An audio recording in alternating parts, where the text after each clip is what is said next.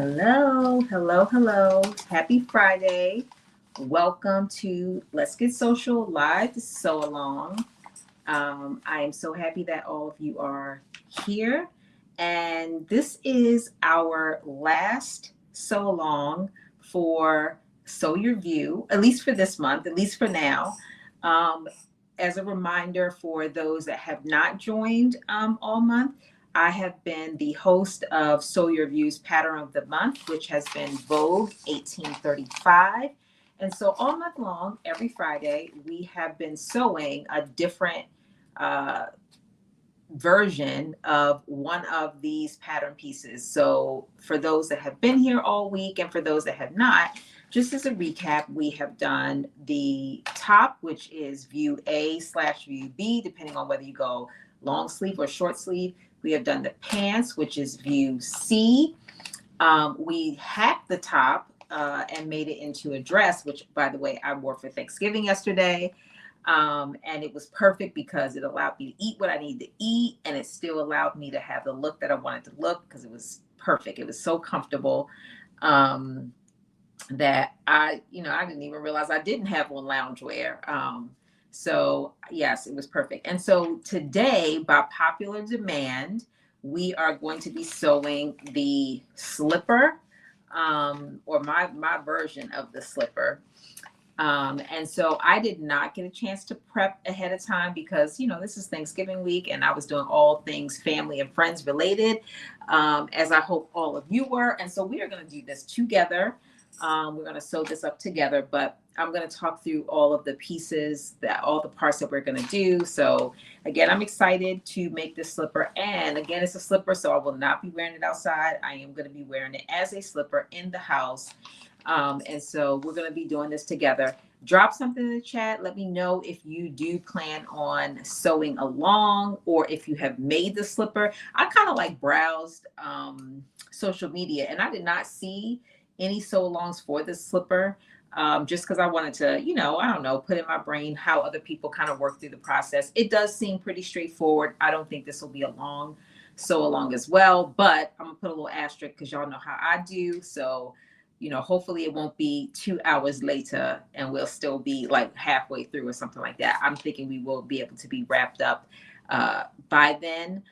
So yeah, I'm really excited. We're going to dive into things and I will tell you what I'm doing and where there might be a change from the actual pattern instructions themselves. I have to be honest, I'm a little bit nervous because I've not made these before, but nervous, not that they won't turn out, nervous because I'm not going to be able to flow through it like I did all the others pattern pieces because I've made them several times, many times over. Hi, Kelly. Welcome back. Happy to have you here. And let me know what you all are working on this week, this weekend. Did you wear a me make for Thanksgiving around your family? Let me know. How did that all work out? Kelly says, I have this pattern too. However, what do you think about me making it out of a stretch satin material? Well, I think that you can definitely make it out of a stretch satin material. So, and the reason why I say that, so as you know, the pattern is intended for like a knit, but the first time that I made it, I actually made it out of this glittery fabric that had some stretching. I think it was like a two-way stretch.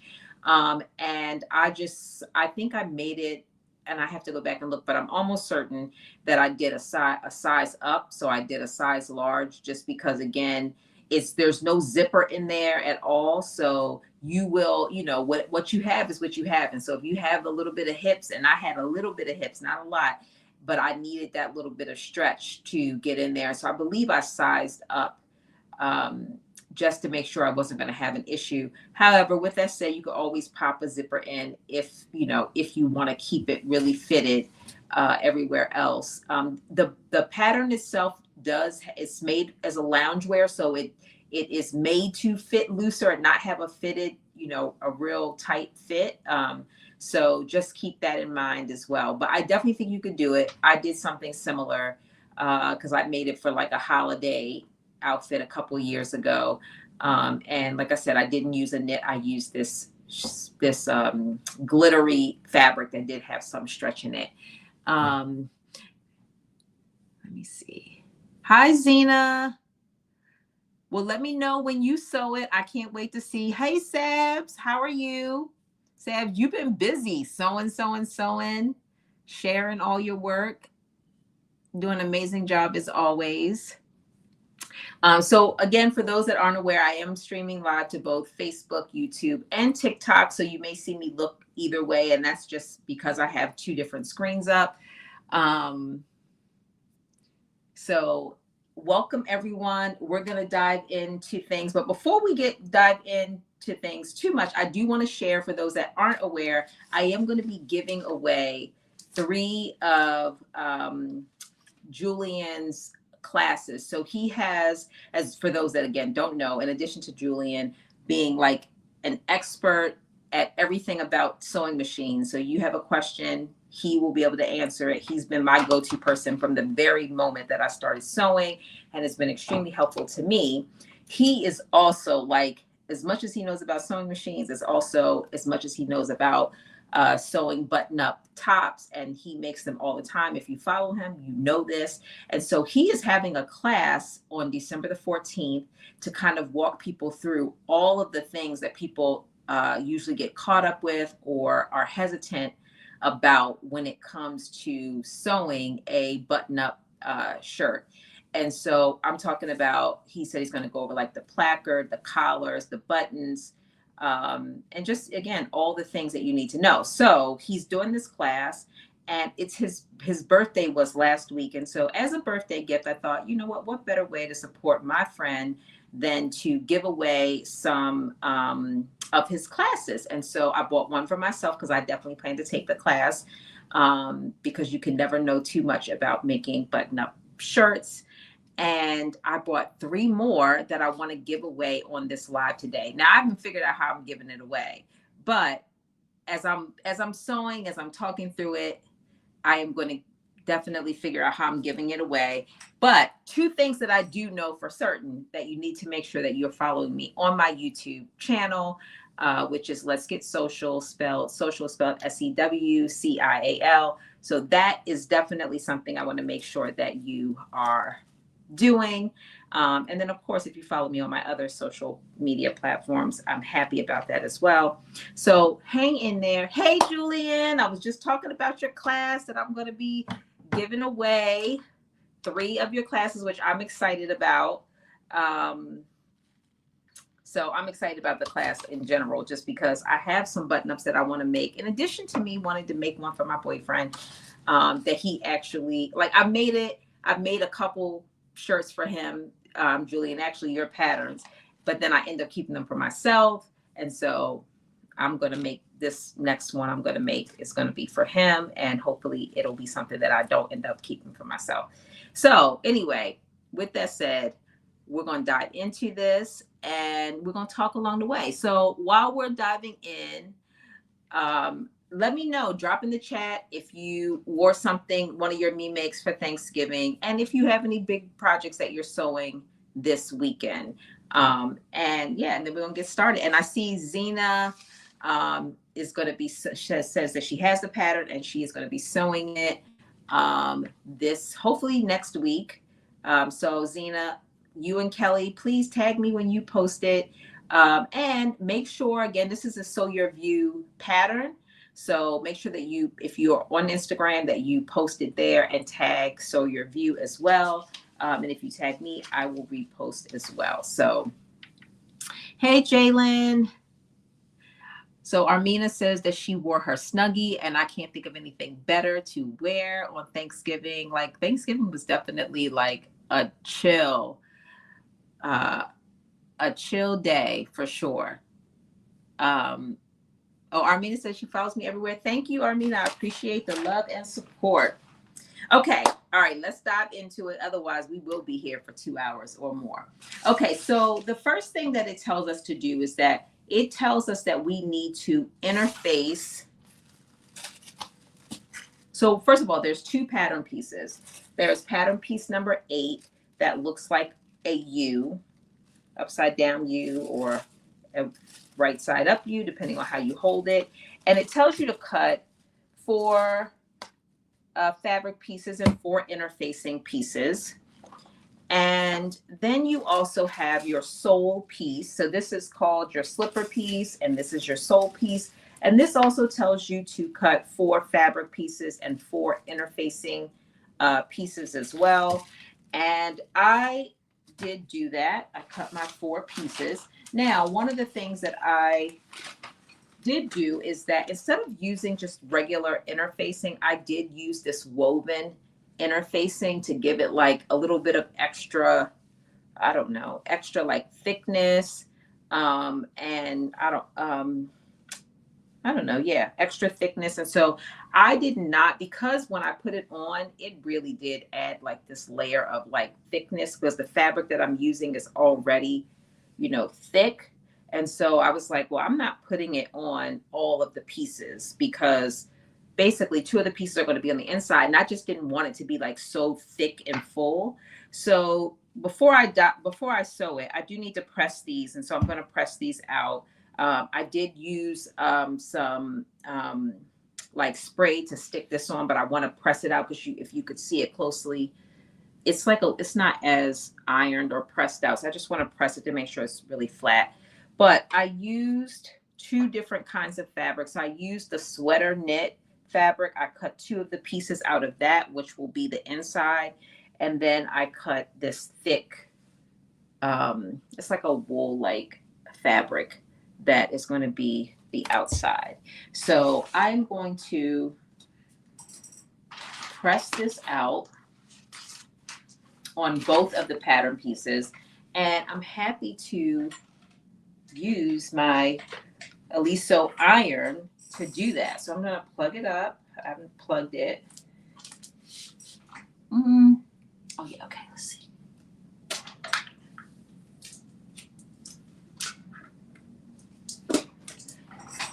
And let me move this out the way. My instructions out the way, and I'll move this to the side. So I don't think maybe I did announce this earlier on, but I'm really excited because I am also an ambassador for Aliso. And so I really love their irons. And as you all know, I love mini irons because they allow me to work from my space so concisely and not have to go to another place to iron. And so I really love mini irons. And what I really love about this iron is that, you know, when I use my mini iron, one of the challenges that I have is that it doesn't have steam. And so while I get away with it, this iron actually has steam to it. So I'm going to be able to get all the full function that I can get out of a regular size iron, but still have a little mini iron. So I'm excited. So thank you, Kelly, for asking that. So let's talk about the fabric, what it says that you should use and what I'm actually using. And this is where I'm doing something a little bit different. So it tells you that you need to get this like sole gripper fabric. And 1, I didn't have any sole gripper fabric. And 2, I don't plan on wearing it outside and really just plan on wearing it like in my carpeted area, you know, of my house. But it does tell you for the outer fabric that you should be using like a sole gripper for the outside of the sole. I am using like this wool-like fabric. You can't really see, but it's like a wool-like fabric. So Kelly, you're absolutely correct that this would be a great gift. I think it would be a really, really good gift. I totally agree. Oh, let me help to turn it on.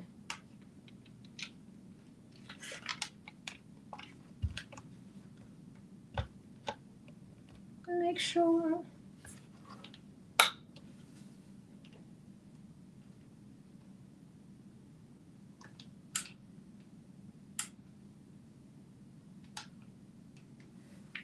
Make sure do I have? Well, it helps if you plug it all the way in. Okay, there we go. I didn't have it plugged in. I was like, why is it not coming on? Please don't embarrass me today. I do think that this would be a really good idea. And the other thing I'll say is that, usually when I make something for the first time, it does take me a little bit longer. But I will tell you that you could easily, however much time it takes us to make this, we could easily knock off 30 minutes from the second time that you make it, because you know what to do at this point. You're not necessarily like reading every part of the instructions step by step. So the first step of this is to take each one of your pieces, your two sole pieces, your two outer sole pieces, and let's see.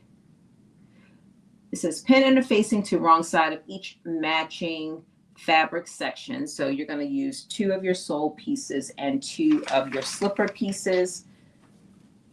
So I'm going to pull mine out, and I'm just going to press them because, again, I did spray stick them on. So I'm just going to press them out.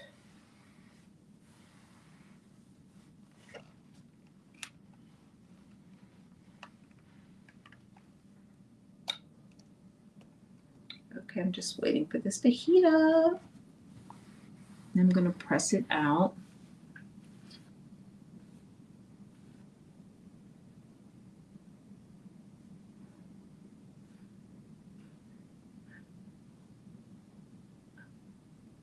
Okay, Renee.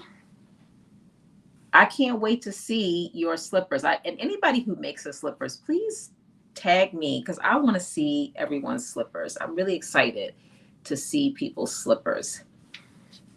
And to Kelly's point, you're right. Like, depending on how long it takes me to make these, I may end up making some more because I have some fabric that I need to like work through.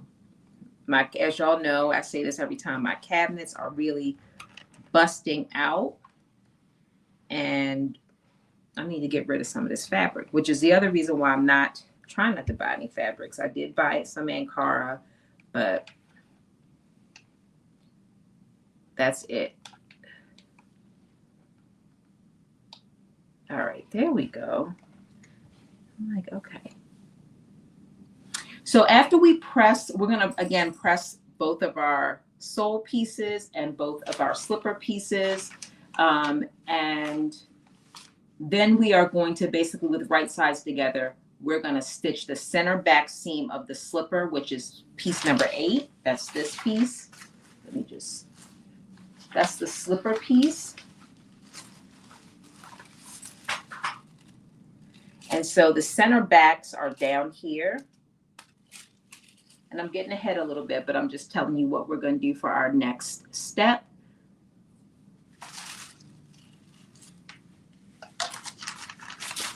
And while I'm waiting for this to heat up, I'm actually going to take, again, here's my slipper piece. You can see it's kind of thick because my fabric is really thick.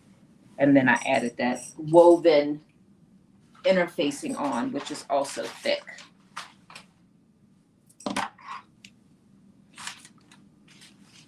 So I ended up wearing my hacked dress yesterday, my 1835 dress, off the shoulder, and I'm so glad I did. It was perfect. I was going back and forth between whether to wear the two-piece or to wear the dress, but the dress won. It was just so comfortable. I was like, yeah, I'm definitely wearing this. Definitely wearing this for sure. So, and I took some pictures in it, so I'm going to post those too. I'm just transferring over my markings. Hey, Tony. Welcome. So also the other thing to think about too is this. I was thinking about the sizing, and I really do feel like I probably could have cut the small, but again, this is my first time making it. So I decided to go ahead and cut the medium, which is what I've pretty much sewn everything in this pattern. But I stepped into, like, I put my foot over the sole piece, and I feel like I had my foot fit perfectly inside of the small, even with some seam allowance you know, around my foot on each side. But I was nervous. I was like, I don't want to do all this work and then not be able to fit the slipper. So I said, I'm sticking with the medium, which is what I cut for the rest of the pattern. If anybody has made the slipper before, drop it in the chat. Let me know. I'm curious. All right, so I just transferred my markings on here, and I'm gonna do the same thing on this side. Let me make sure this is not a...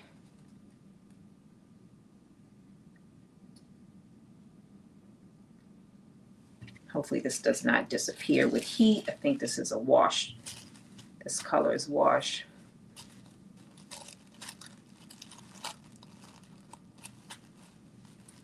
So did anybody else puts up a Christmas tree? Did anybody do that yesterday or the day before or this week? Because I did, and I love it. It's a lot of work, but I really like it. I love my Christmas tree. It's hard. It's going to be hard for me to take it down because I really like it a lot.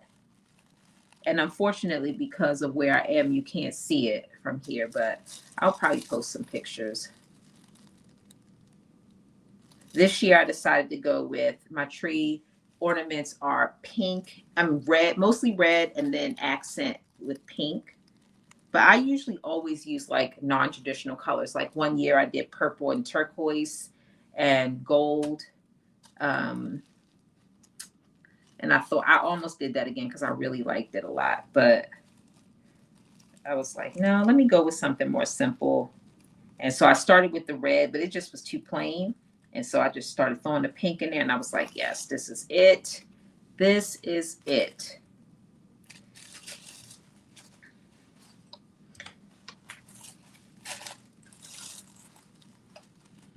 Hey, creativity. Bye, T. Welcome. Happy to see you.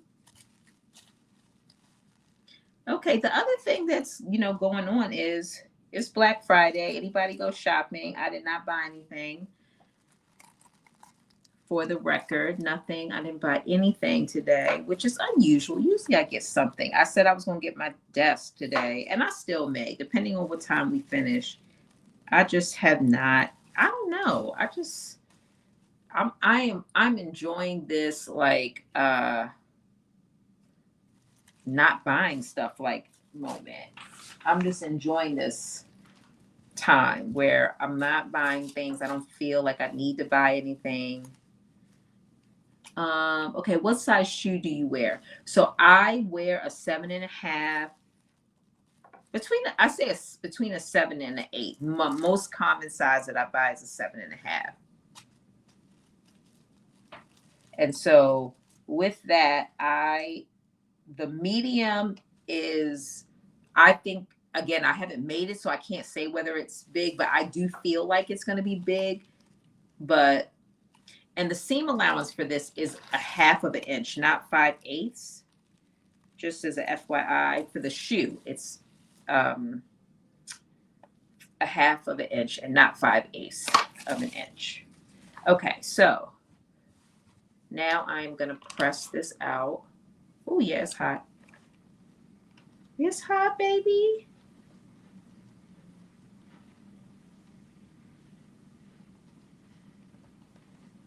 Let me get a little bit of water to put in here.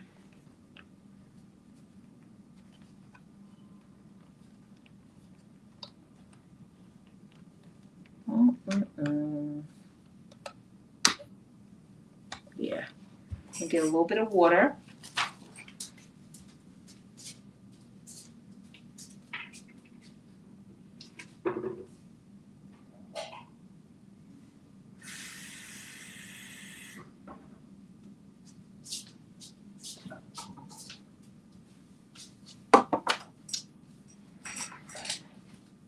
Hi, Valerie. How are you?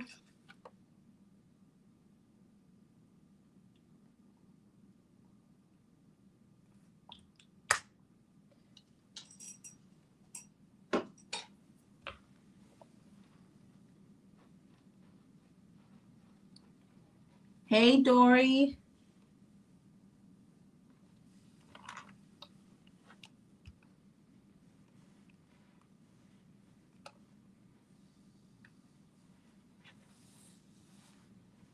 All right, this is perfect.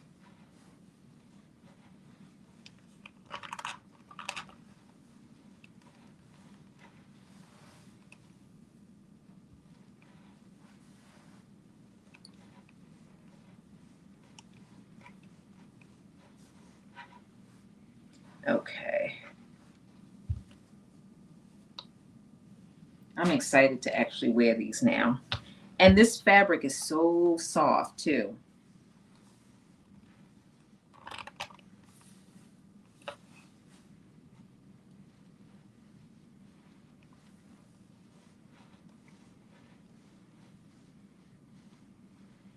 Am I doing slippers in the same fabric as my dress? So this is, so no, it's not. Although on the inside, I am using the same fabric that I used in the two-piece, the pants and the top, the cream colored cable knit. I am using that for the lining.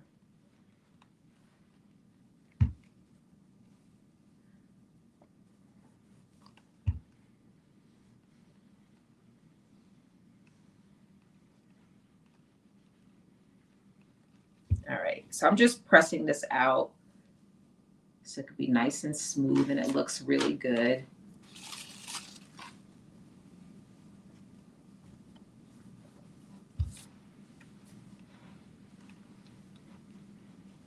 Yeah, so so this would technically match that.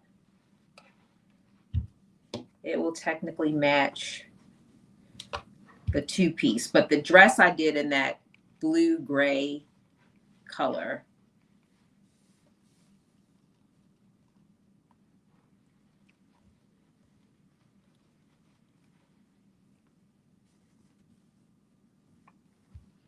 Let me just move this down so you can see. There we go. So again, I'm just pressing this out.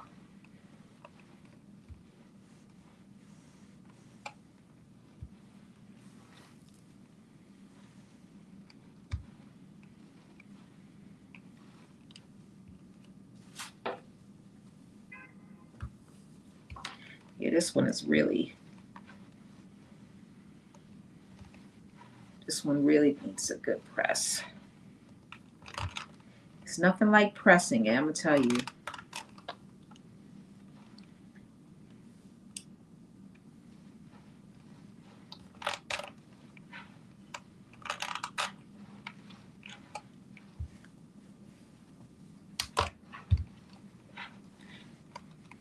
So once we, like I said, once we do this, and I'm almost done, just pressing this last piece.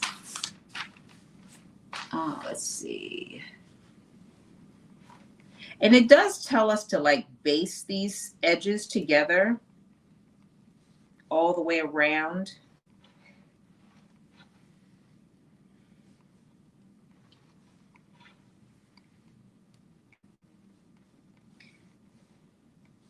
So after you apply your interfacing,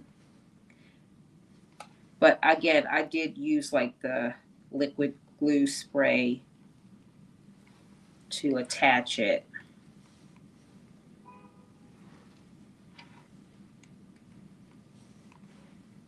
And I'm just, that looks so good. So now that I have pressed all of those pieces, I'm just going to move this down.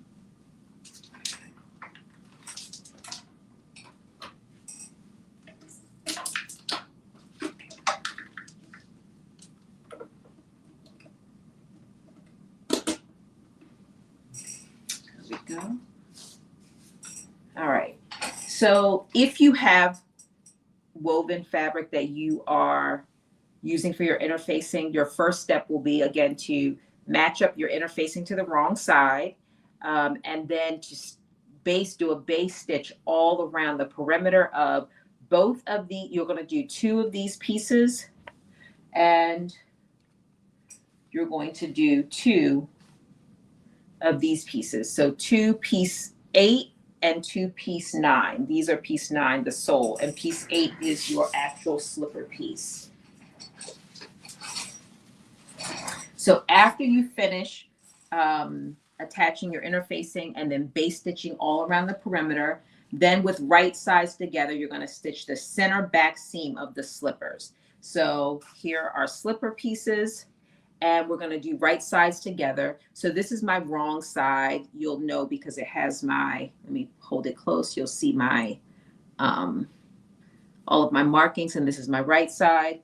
Now I am going to, because now that I've pressed it out, I am going to just clip around the edges just a little bit to line them up, because there are pieces that are hanging off that aren't lined up.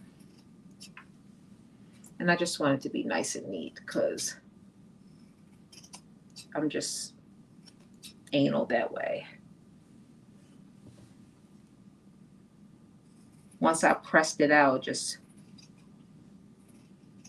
made it a little extra.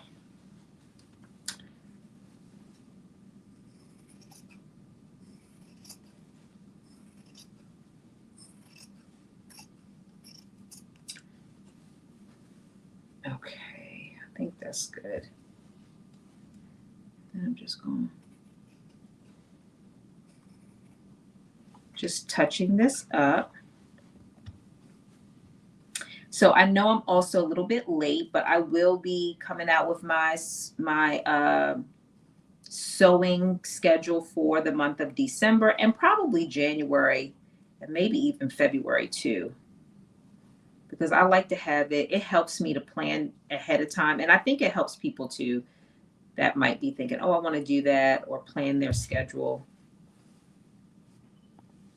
So that will be coming out soon.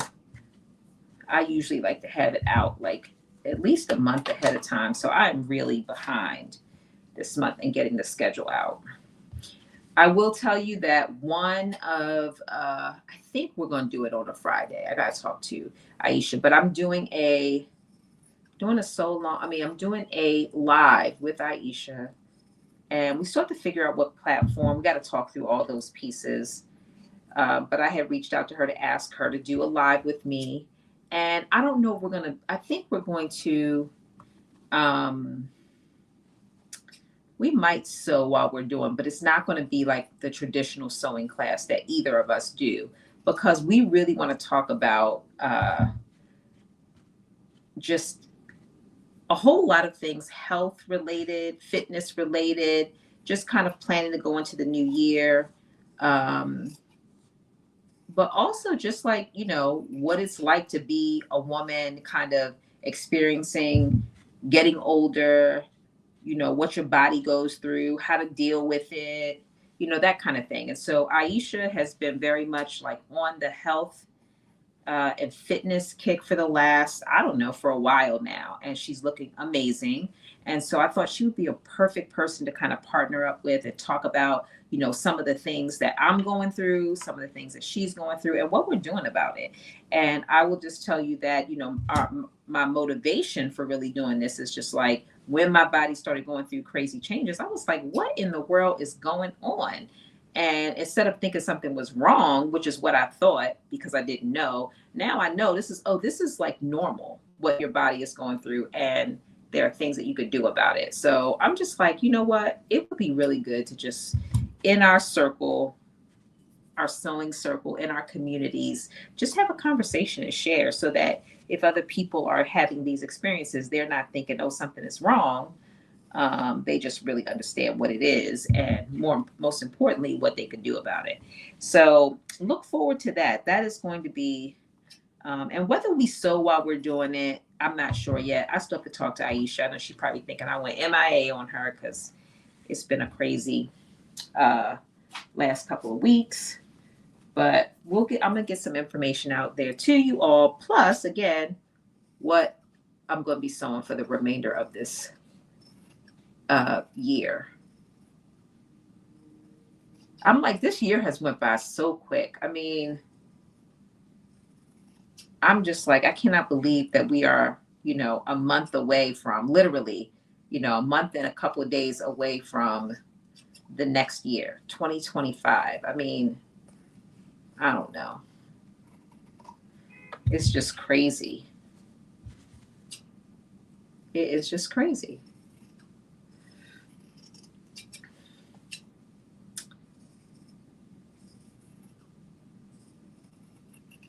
So again, for those that aren't aware, I am going to be giving away three of Julian's classes, his demystified class, where he's going to be walking all of us through how to make, a button-up shirt, specifically the challenging parts of it. The placard, the buttons, the collars, like the things that people often say, yeah, that's why I'm not making a shirt.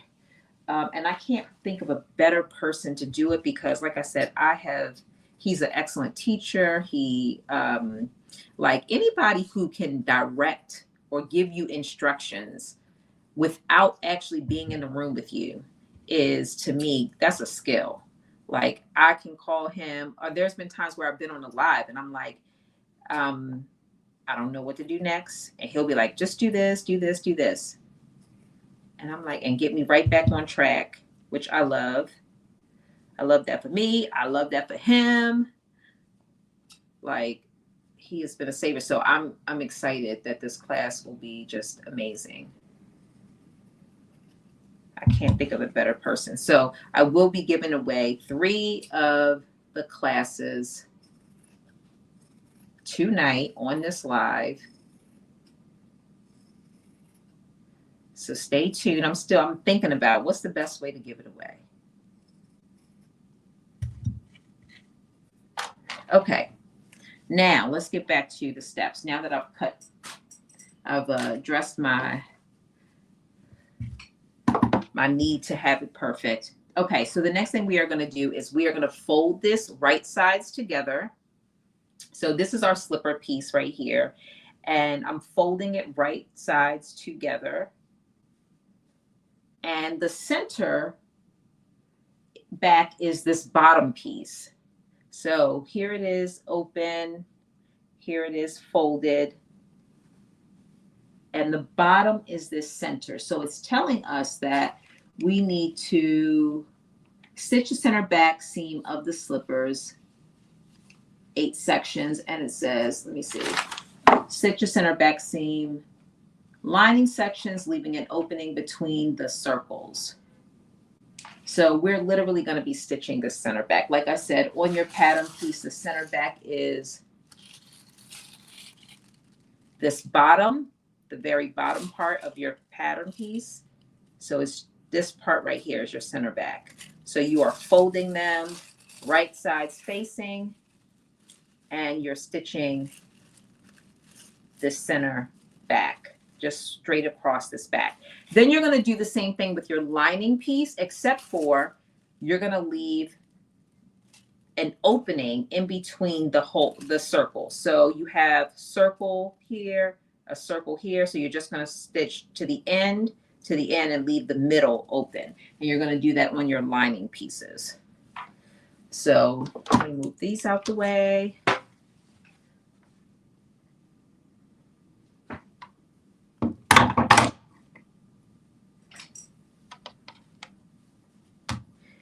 Look, Kelly, that's a gift. I'm going to tell you, that is a gift. I don't have it, but he does.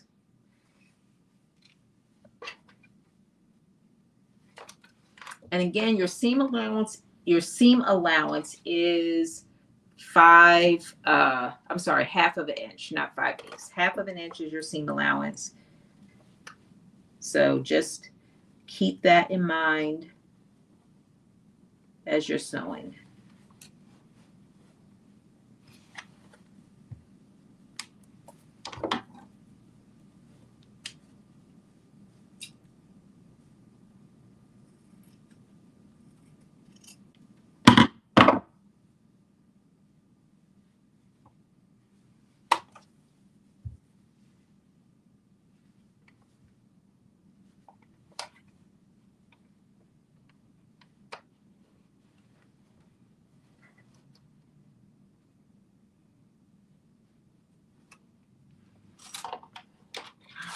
we go.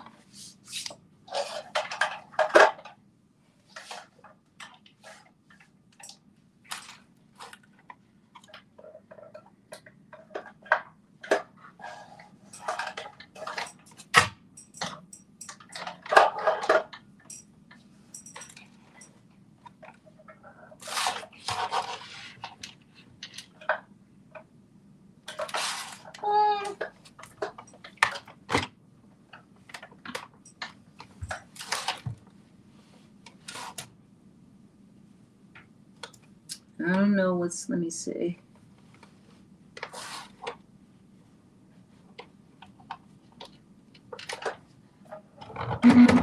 All right, there we go.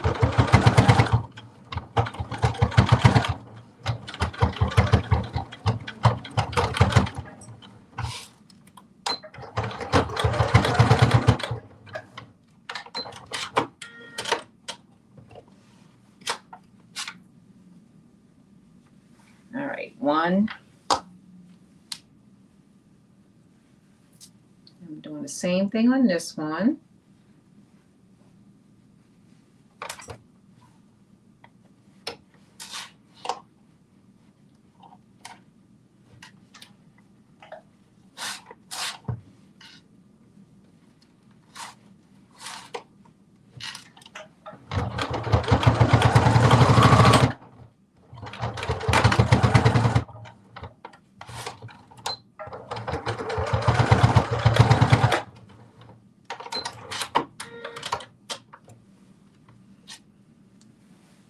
Okay, two.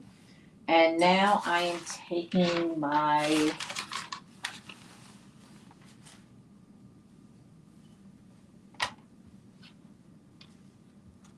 and I did cut, like I said, I did cut the interfacing for my lining, but I think I'm not going to use it. I think I'm just going to put it on without it because I just don't want it to be too thick. And I feel like it will be super thick. But technically, if you're following the exact instructions, you will have interfaced this piece as well. So you have two ways. You could do it the way that I did it, which is use the spray glue, spray it and attach it. Or you can do a basting stitch all the way around. Let me just, before I make that decision, let me just make sure it's what I really want to do. Because part of me is like, I should do it. I cut it. I should attach it. Kelly says, what kind of camera are you recording from? So right now I'm actually using my iPad. I do have Mevo cameras that I typically will use. So like before I moved to this space, I was using Mevo cameras, but they're like, it's extra cameras, extra setup, and I haven't figured out how to set them up. I mean, I haven't figured out the placement for them and how to use them. So I haven't been using them. So I'm just using my iPad. The camera from my iPad is what I'm using for YouTube and Facebook. And then for TikTok, I'm also using an iPad, but a different iPad, an older model iPad. Do I use, first of all, hey, Monica, happy to see you. So you said, do I use a cover stitch machine? I have a cover stitch machine. I've only used it like to do some play around with it, make sure it's working kind of stitches. But Aisha, she uses the cover stitch machine all the time. So maybe, let me talk to her. Maybe we could do cover stitch. And then Julian, like I said, who is like a sewing machine expert. So Monica, great question and perfect timing. Let me dig around and see who I can get to come on here and do a cover stitch class with me, because I keep saying I'm gonna use my cover stitch machine and I never do. So it's a perfect question, and the timing is perfect because I would love to do that in December. Love to.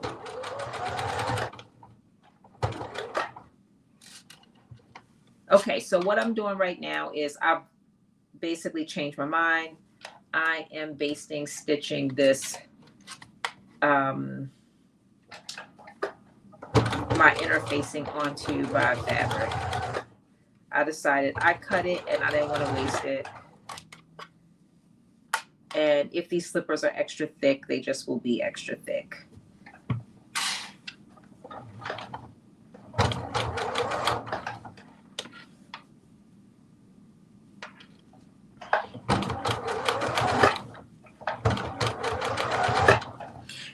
Does the camera? Oh, you say, oh my good, yes, a cover stitch class. Yeah, look, that was a great question. I didn't think about it. I was sitting up here thinking, like, what am I going to do in December? That's I would love to be able to do that. And I'm sure that I could find somebody to come on here and do it with me. And I would love to pull my cover stitch machine out of the cabinet, like I've been promising myself that I'm going to do. And have never done. Will this session be posted for later? It absolutely will. So it will be, the full session will be on YouTube. And then I usually try to post a clip on TikTok. But the full class, everything we're doing here today will be on YouTube.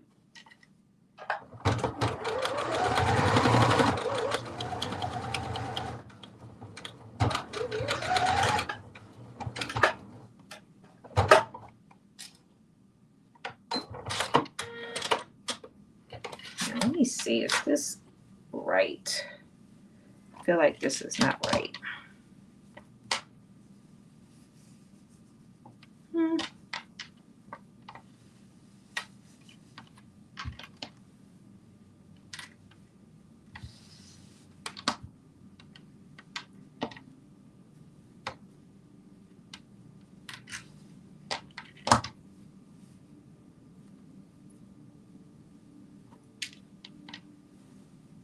All right, I guess this is good enough.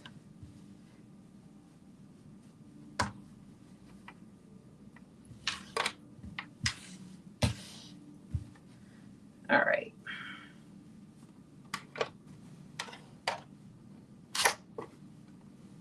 Hi, Nicole, welcome.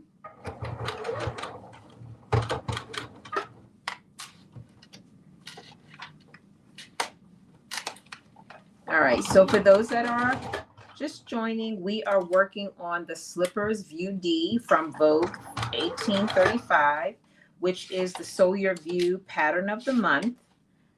We have been sewing this pattern all month long, and we have literally, as of today, have really sewn every pattern piece of this pattern. So right now I am working on stitching my interfacing onto the wrong side of my inner, or the lining, I guess I should call it, the lining of my slipper.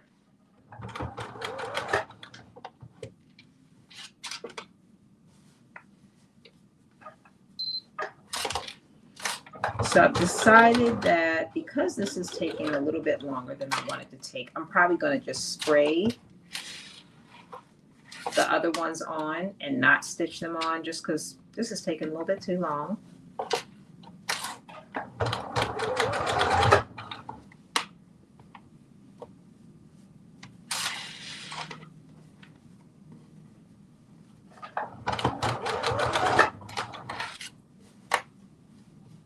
And I think it'll be easier.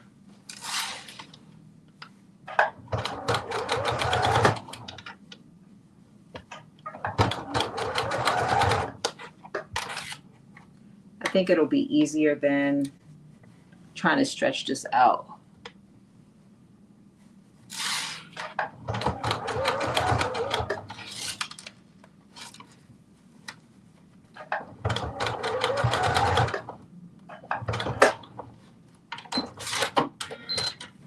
Yeah, so unlike the other fabric that I use, which is much more sturdier, this knit fabric moves a lot, and you really have to take your time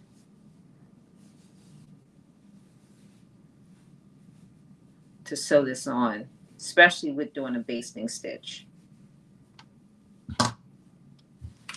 because otherwise it ends up kind of like wrinkly. So let me get, I'm going to do our, we're going to use our glue.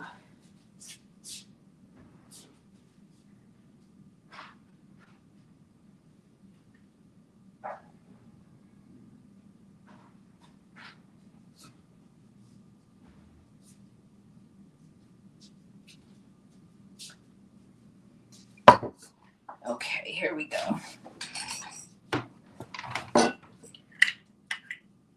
So this is my spray adhesive that I use. And here's my inner, my lining, I should say. And here is my inner facing.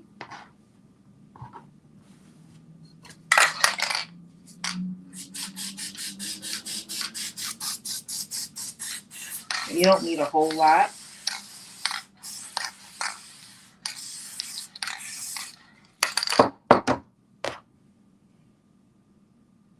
And then it's like tacky, so I just kind of put it on there at the top.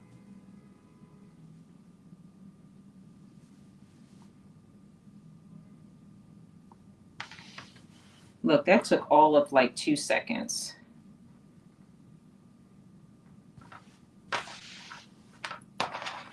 Boom, done.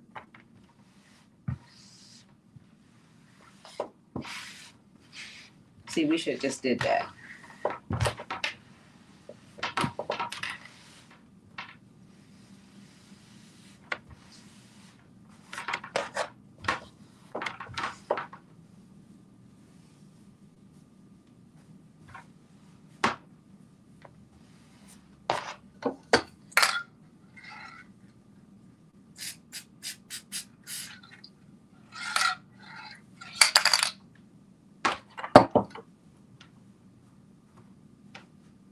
Okay, one down.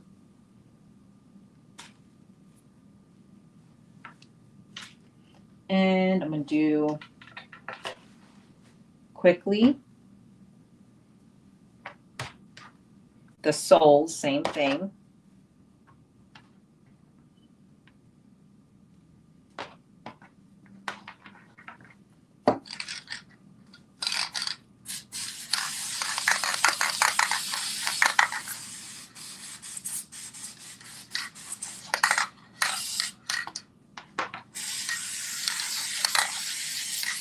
I love this stuff, I'm telling you.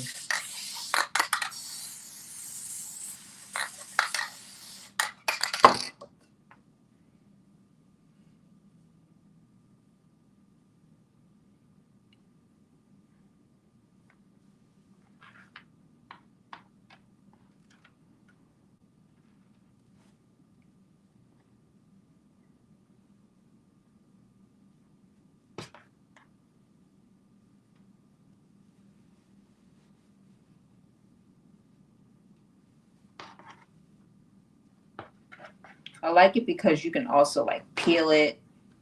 If you, long as you do it right away, you can kind of peel it and adjust it, and it will still like stick on there pretty good.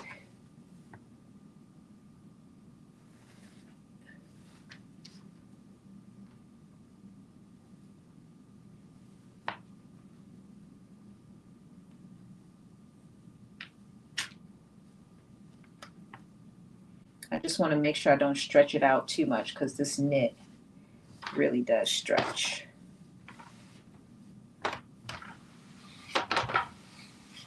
All right. You said, is my machine a heavy duty machine and will you be able to sew through all of those layers? Well, this machine that I'm using right now is not a heavy duty machine. But I think I will be able to sew through all the layers. If I need to, I could take out my Bernina, but I think I will be able to. I think the hardest part will be for me to make sure I can get all these layers underneath the machine. I think that's going to be harder than actually the needle going through the layers. I'm not as worried about because this is not, they're not super, super thick. So like even this, you could see it's not like super thick. It's like pretty thin, if you could see that. See, it's not super thick, which is one of the reasons why I kind of changed my mind a little bit. Is that I was like, okay, this is not super thick. It's not too bad.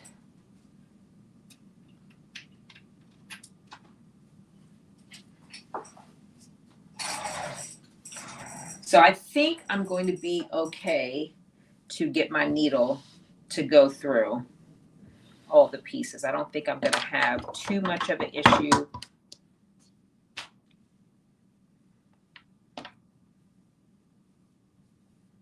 And I'm just taking this out. It's a basting stitch, so it shouldn't be too much.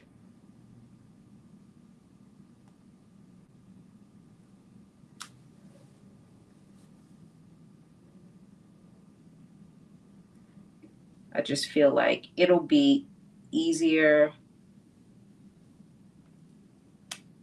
and it'll lay flatter if I just spray it on. So that's what I'm gonna do. I'm gonna spray it on.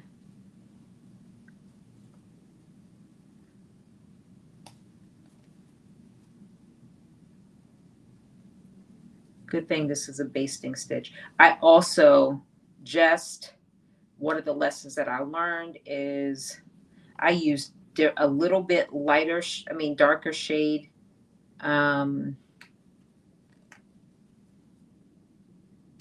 thread so that if I needed to use the seam ripper, I could use it easily. Now my bottom thread right now, it matches exactly, but my main thread, and I had to take a stitch out and it was a nightmare. So that's why I did that. I was like, nope, I'm not doing that anymore.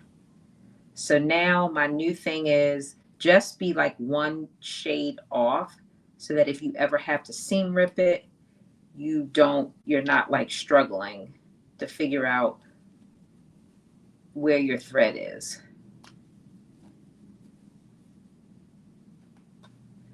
And as you can see, this is going pretty smoothly.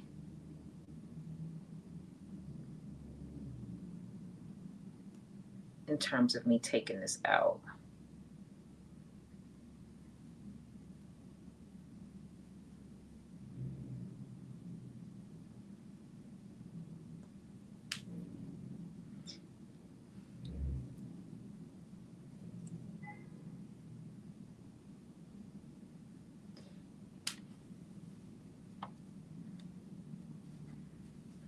All right. Let me see, where are we timing wise? Okay, we just hit the 1 hour mark.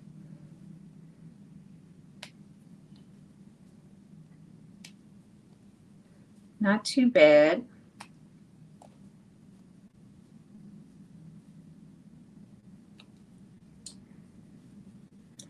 Not too bad at all.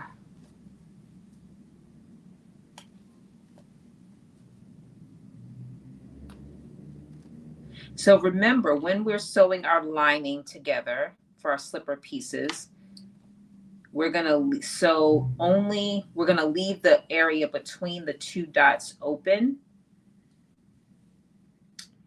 So I'm just reminding you because I'm reminding myself really to make sure I do not stitch straight across when I go to sew these lining pieces.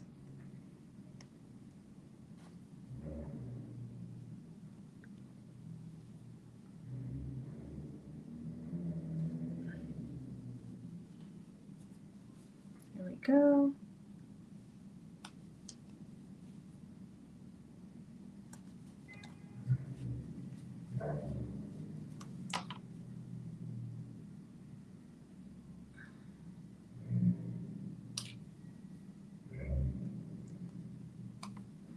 The other reason why I like really love my dress that I wore yesterday is that it was cold as I don't know what outside yesterday evening. And I'm like, okay, winter is here. Winter is not just coming, it's here because the weather, it was just perfect. And I ended up wearing, for those that were on, I had tried it on with a couple different shoes. I ended up wearing it with some boots. And it was cute. It was so cute and comfortable. And I was warm. So I will definitely be wearing that again. I'm a person that like if I find something that I like, I will wear it a lot, over and over, like weekly. Like if it's clean, it's an option. That's the way I feel about it.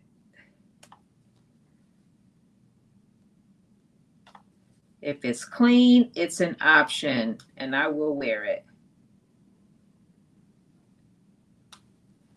So that is something that is so comfortable.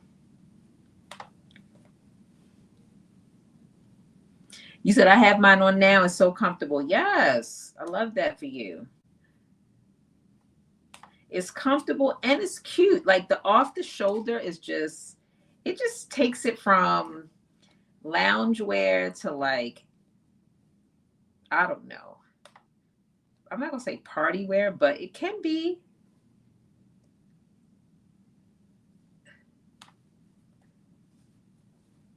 I love all the family pictures that I took in it. And so I was cooking yesterday, and so I didn't have it on the first part of the day. So I was like, okay, I got to put my clothes on. Y'all have to wait while I put my dress on. And I had, laying out on my bed, I had the two-piece, the pants, because I was like, okay, this is what I'm gonna wear. It's cold out. I knew I was going out later in the day. So I was like, all right, let me put that on. At the last minute, I was like, you know what? I just love this dress. And I'm wearing this dress. And I'm so glad I did. Because it was just perfect. It was just perfect. Okay, so here we go.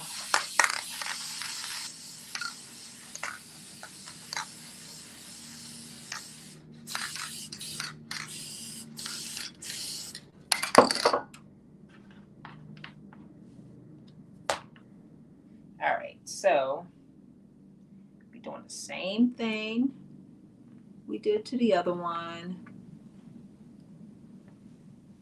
Just making sure that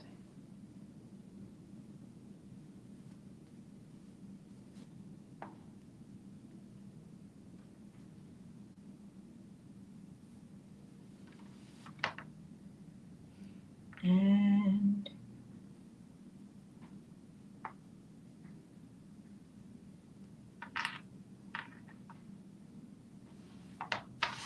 all right, there we go. Look at that. Let me just press this down.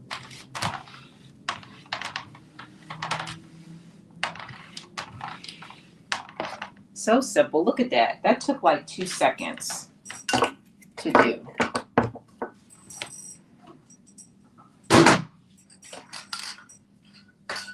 All right. Okay, so now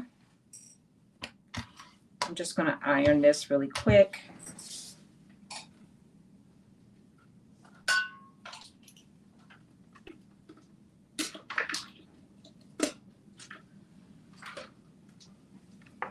I'm just going to iron this, and then we are going to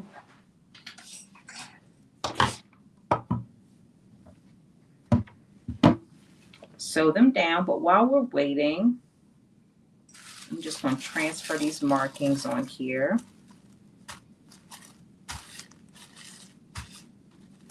And hopefully I'm not missing anybody's. Thank you so much, Joe, for all the likes. I appreciate it.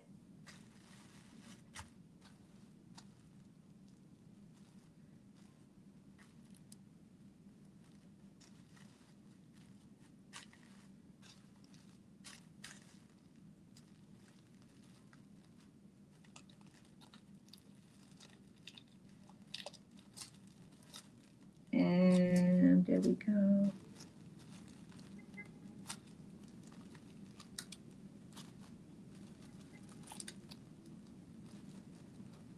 Yeah, I'm glad I kept this bright pink because I know I'll be able to see it no matter what.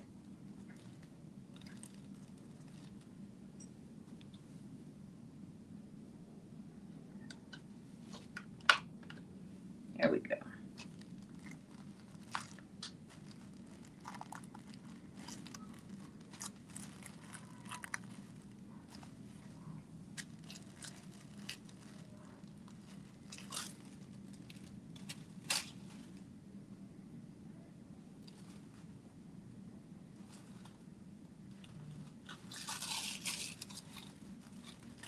I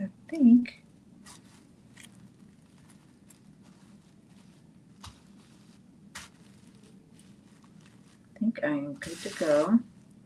Over here, let me just do this one.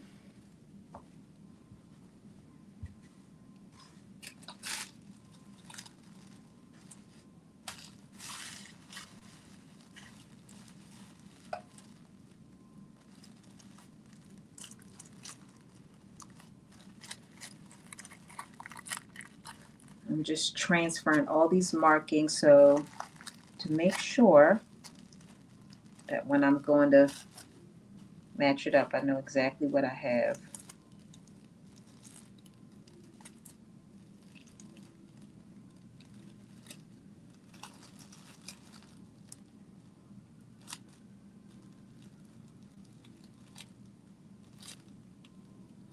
All right, I think I have everything.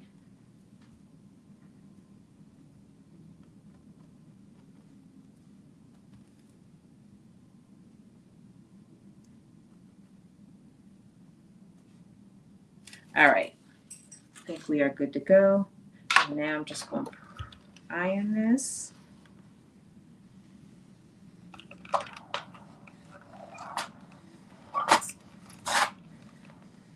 Give it a little steam. You said never fully disappears. Yeah, these ones, I mean, I haven't had any problems. In fact, Kelly, I've had the other problem. Hey, Tadri. Hey, Tadri. I've been watching all your YouTube videos. Thank you for sharing.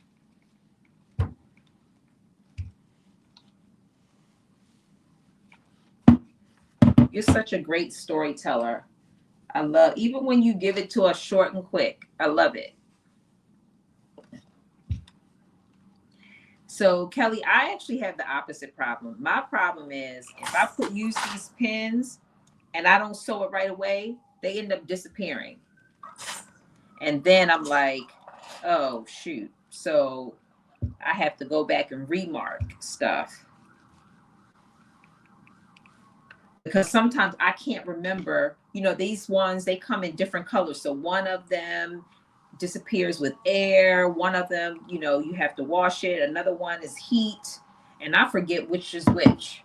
So I'll put it on thinking, oh, I got to wash it off. And then it ends up being one of the ones that disappears just in the air after a couple of days. And then I end up in a situation where I don't have any markings. That's been my problem.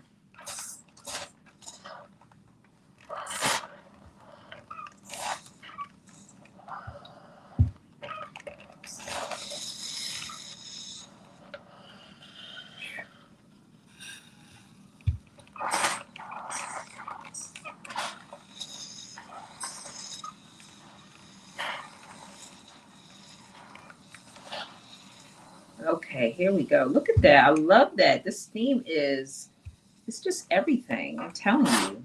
I mean, it is doing everything I wanted to do. It's pressing it out. It's so flat.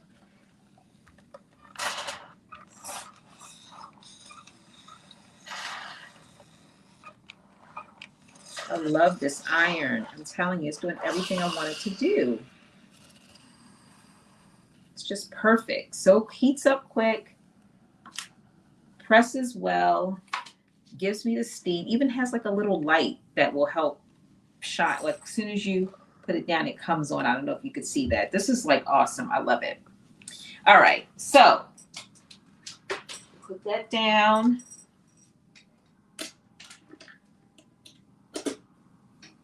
All right. So the next thing we're going to do is the same thing that we did, or we're going to work with our same pieces that we did, which is our slipper pieces. We're going to fold them right sides facing, and then we are going to basically stitch the center back of the slipper lining sections, leaving an opening between the small circles. So you have these small circles here, that's these. You're going to leave this part open. So here's your dots right here. These are the small circles where my 2 index fingers are. I'm going to sew from here to the end and from here to the end, and I'm leaving the center part open. And so before I do that, I'm actually going to just cut off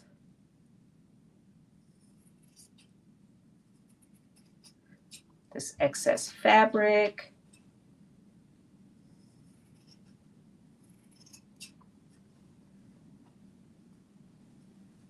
That's one of those little things when you press it out, especially because I didn't press, I should have pressed that woven fabric first and I didn't. So when I press it out, it just now is larger than the pattern piece.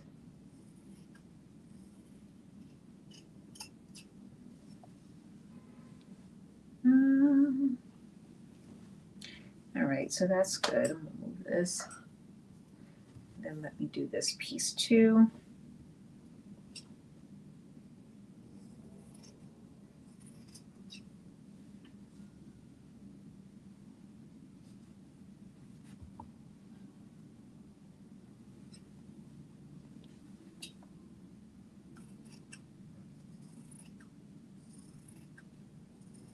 Okay, this is almost, these pieces are almost the same color. I can barely see.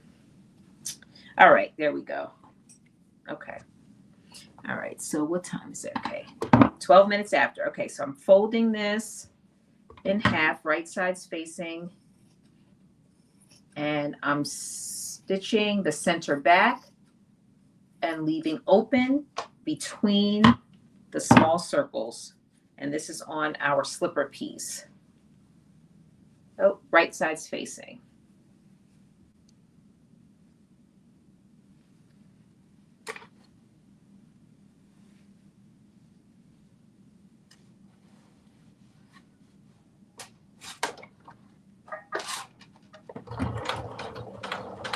And then I'm back. Oh, wait a minute. Oops. Let's go back.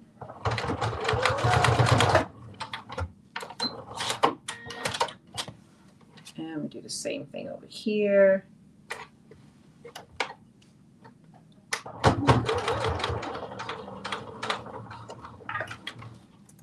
And then I'm gonna go back.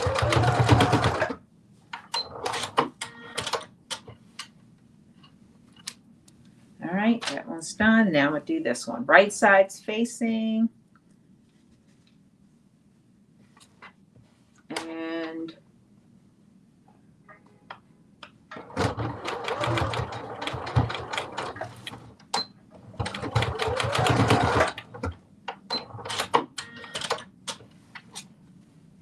at some point, I'm going to have to replace my bobbin, so I'm keeping an eye on it.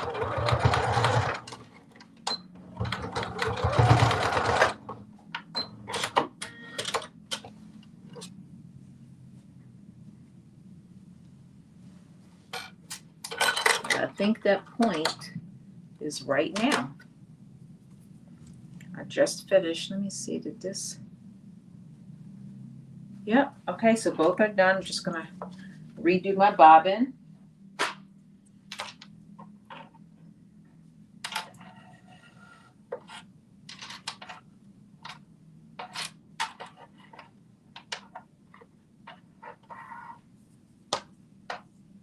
Here we go.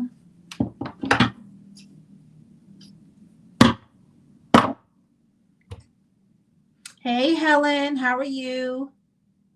You say you don't feel like you are, Tydri. You are. I'm telling you, I look for your stories. In fact, like YouTube, because I always go to your page, YouTube just gives it to me. As soon as I get on, they say, here's another story from Tydri. Don't you want to see it? And I say, I sure do. Ah.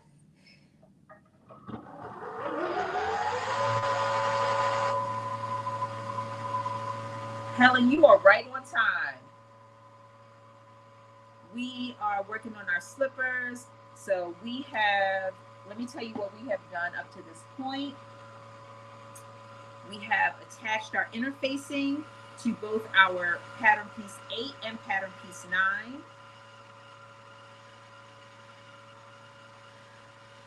Which are our sole and our slipper pieces. And then we have stitched together.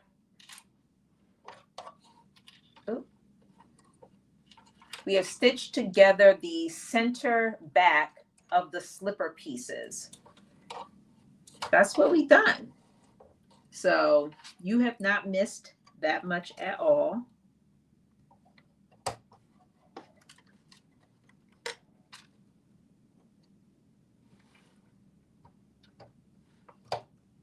You are right on time.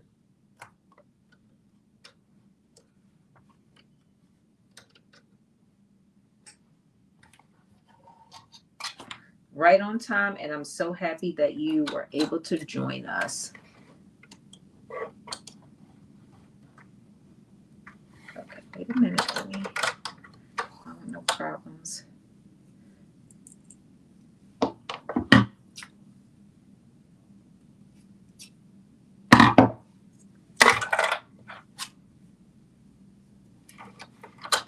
All right. Now I have switched out the bobbin. Let's get back to it. Okay. So now we have done that on both sides. So we got our outside pieces and we got our lining pieces. Okay, and so then it says the next thing we're going to do with right sides together, we're going to pin the slipper sections together along the unnotched edge, matching the seams. So let me see.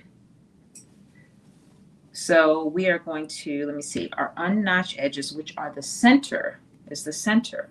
So because the notches are all along the edges, so we have our lining piece and we have our outer piece. So we're going to do right sides facing each other.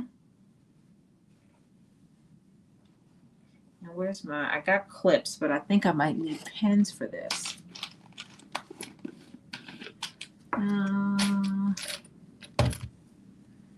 So again, here's my outer piece. Here is my lining.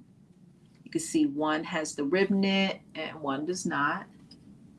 So I'm putting them both together, right sides facing.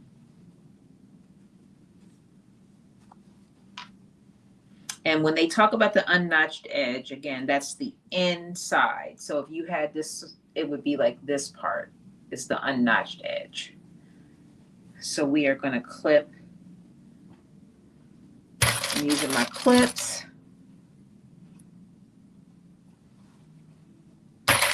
So just for those that are joining, I had mentioned this earlier, but I want to make sure that everyone knows I am giving away 3 classes. And I'm thinking probably the best way or the easiest way to give it away is to have, because I also don't know who's got class. Somebody may have already bought the class. So if you, I think I'm going to do a raffle. I think that's what I'm going to do. I think that's probably the easiest way. I'm going to do it. So now who's in the raffle? Obviously, people who are on our live today. If you're on this live right now, and if you're on TikTok, Again, make sure you're following me on my YouTube. And if you're on YouTube, you're already following me on my YouTube. But if you're not, make sure you follow me on my YouTube. And let me think, how am I going to know?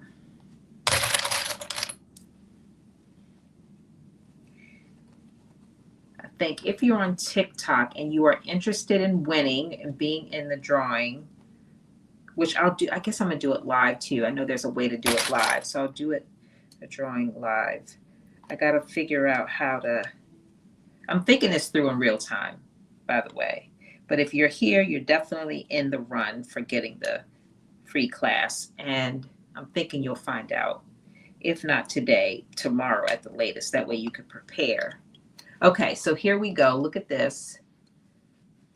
So this is the unnotched edge that I'm going to be sewing at 1/4 of an inch seam allowance. So I've lined up my center seams.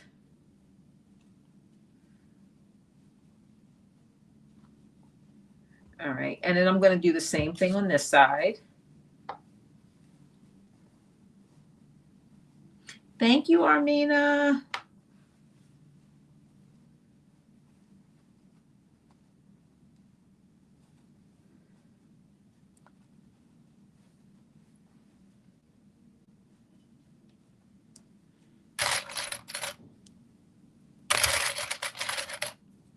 You're welcome. Hey, Tydree. Oh, okay. So you didn't hear me say it. Okay, so Tydree asked, what kind of class is it? Great question. So Julian is doing a class. It's called Demystified. I think it's called just Demystified. I think that's what it's called. But basically, he is focusing on all the things, the key parts of making a button-up shirt. And so he's going to be, kind of going over the buttons, the collars, the placard, like all of the pieces of really making a button-up shirt. And so for his birthday, I purchased 4 classes, 1 for myself, and I'm giving 3 away. And so the plan was to give 3 away on tonight's live. And so what I'm going to do is I am going to select people. You said, let me win. Look, you could win, Tydree. You could definitely win. You're here. You're on my live. Like, that's the only thing you had to do was get on my live tonight, and you're eligible to win. So I'm just trying to figure out, I didn't think it through fully before today's class about how am I going to give these 3 away. The only thing I thought about is that the people who got on my live are the people who can win. Hey, Karen. Welcome. So I'm thinking I'm gonna do a raffle. I just got to figure out how to make sure that I include all the right people, which starts with, again, the people who are on tonight's live and following my YouTube. Like that is it. That's the only thing. Okay, so here we go. I have the inside all clipped, and now I'm going to sew it together at 1/4 of an inch seam allowance. So let me just read again. With right sides together, pin the slipper sections together along the unnotched edge, matching the seams, and then we're going to stitch at 1/4 of an inch seam allowance.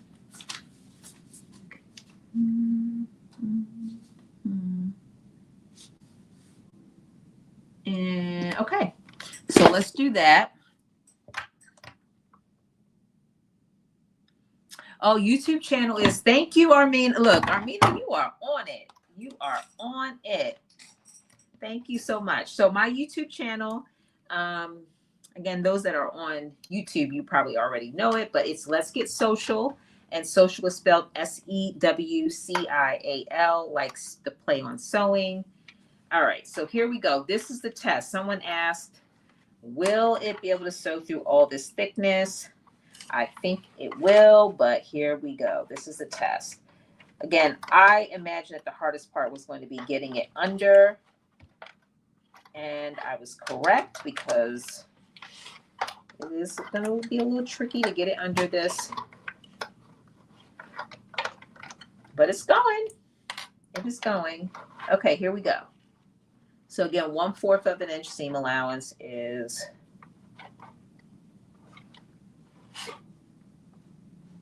let me see.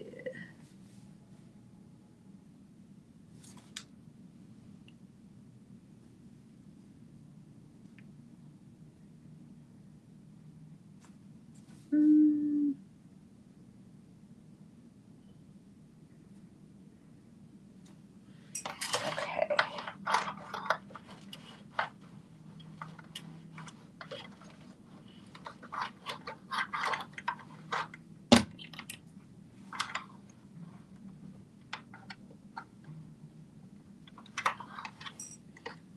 Let's look at this really quick and see.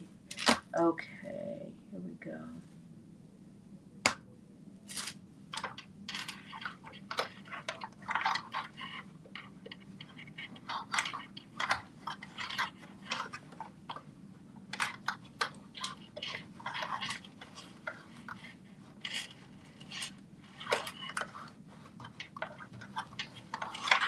Let me just see, where is this dot? Okay, here we go.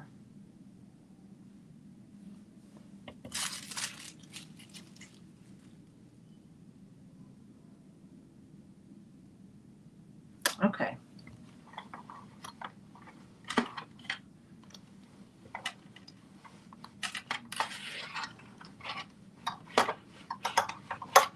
All right. I think I'm good to go. I got it all lined up.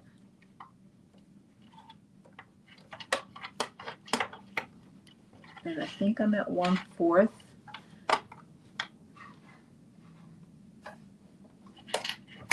And here we go.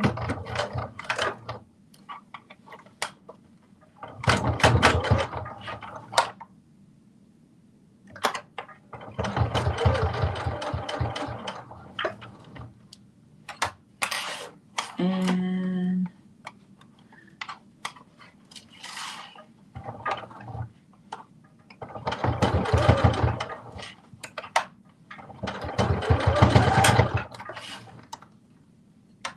Tadri, I know it's been super busy. I don't know if you had to work today because it's Black Friday, but I can imagine that it was super busy today.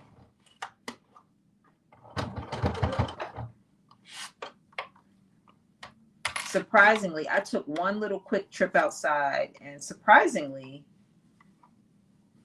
there really wasn't a lot of traffic, and I was surprised by that.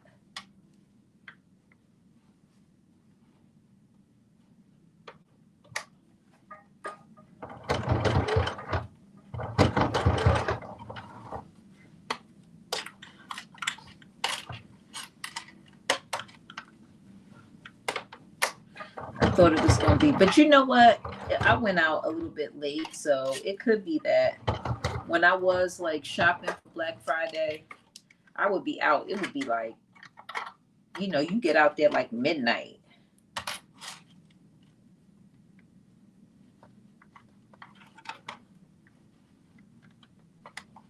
So by the time I was out, it was like, oh, you missed it. It's over. Whatever you were gonna get is gone. So people probably in their house at this point.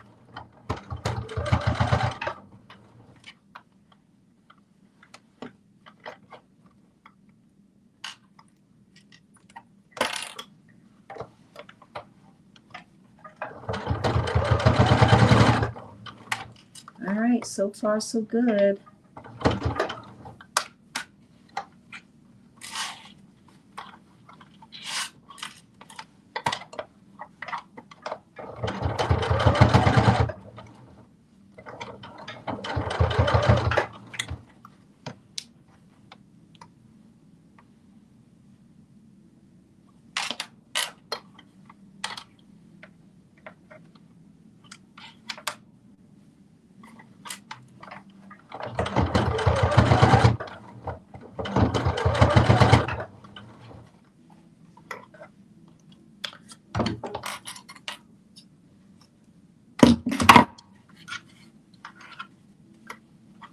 right, so far it's coming together.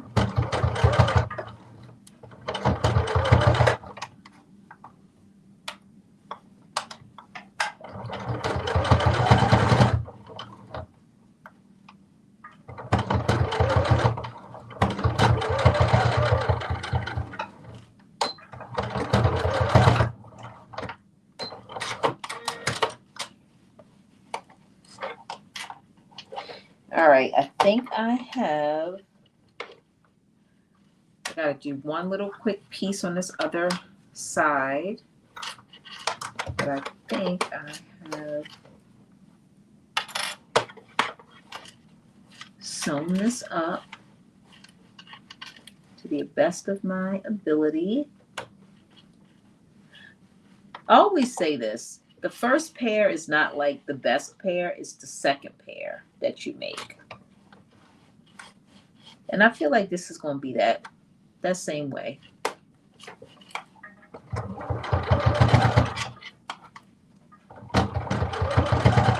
With that said, I think it's going to be good. It's not going to be bad.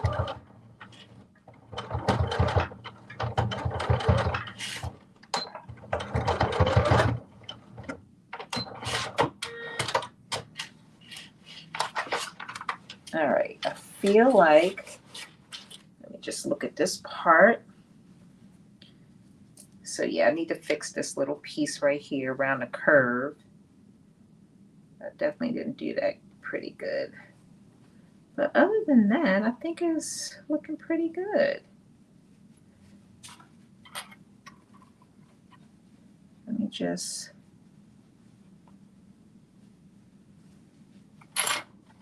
All right, I gotta fix this one piece.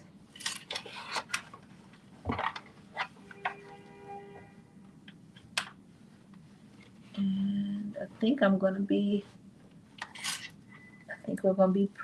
in pretty good shape.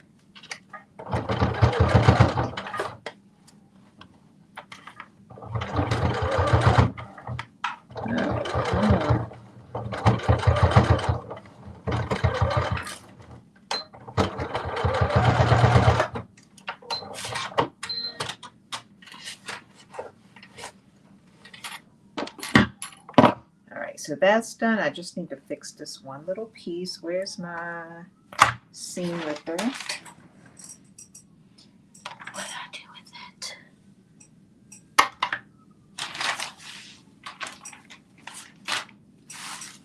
Oh, here we go. So going around this curve, this looks a mess. It's not a curve, first of all. It's like a little jagged arrow. So I need to take this loose and make it like a nice little curve. Because otherwise, when I flip it around, it's going to be looking crazy.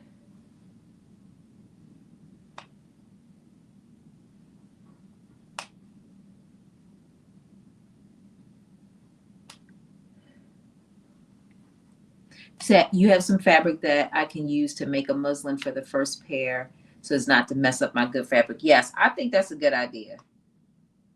I definitely think that's a good idea. In fact, this fabric that I'm using is like the scraps from the top and the pants that I made.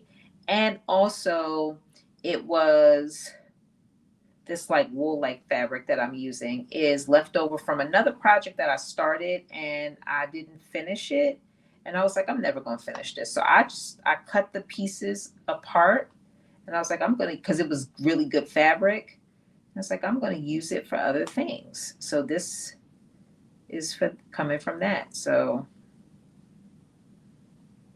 I think that's a really good idea, especially something like this where, well, for me, because I haven't ever made these, shoes like this before. So I think it's a good idea.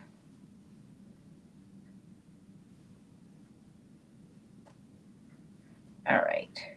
So I just opened up that little part and I'm just going to restitch this.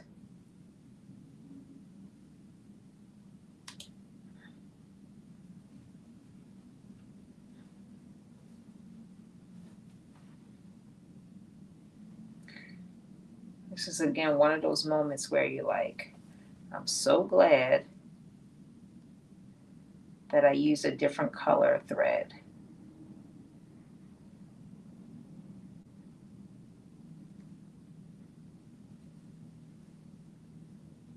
Because it makes it so much easier.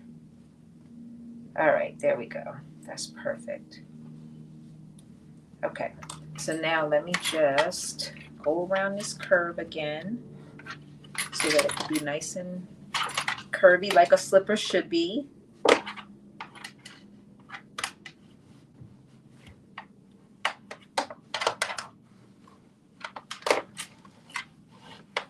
And I can't wait to give you feedback on the fit too, just so you know.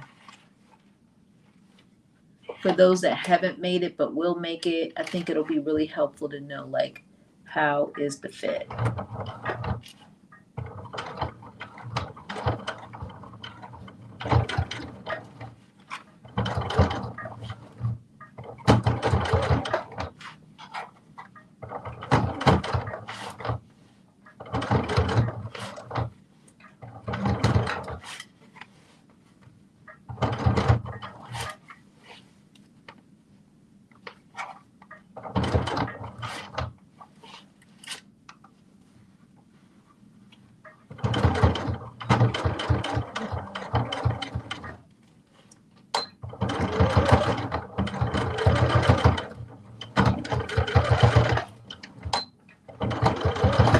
All right, I think we did it.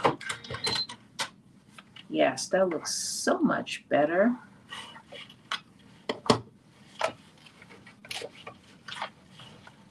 Okay. I think that looks so much better. It's not perfect, but it looks a lot better than it did. So it's still not perfect. Like, I probably could go do a little bit better right in that area.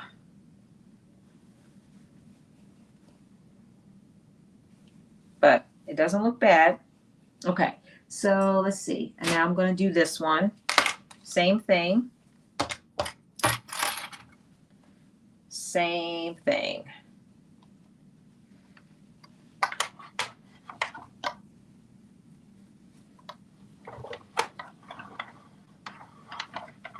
One-fourth inch from the edge of the unnotched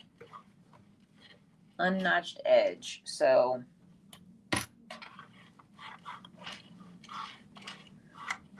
all right, there we go.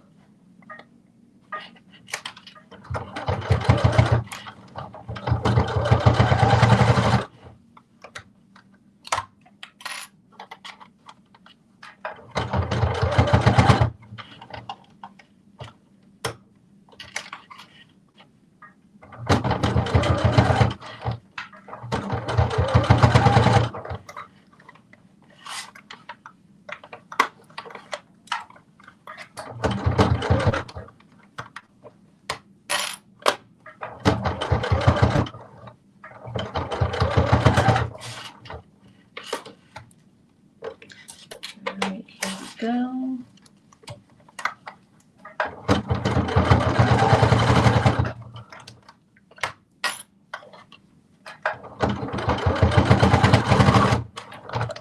And let's see, what are we doing on time? Okay, not too bad.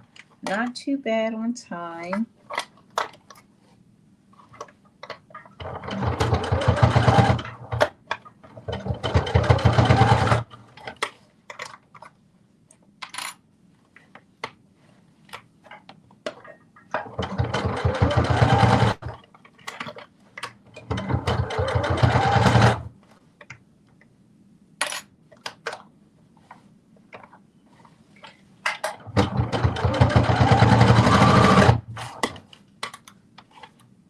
Oh yeah, this one's, for whatever reason, it's going a little bit quicker.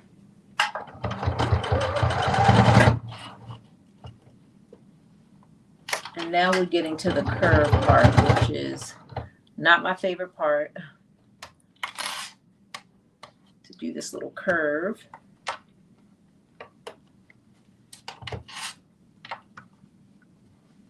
But we'll see.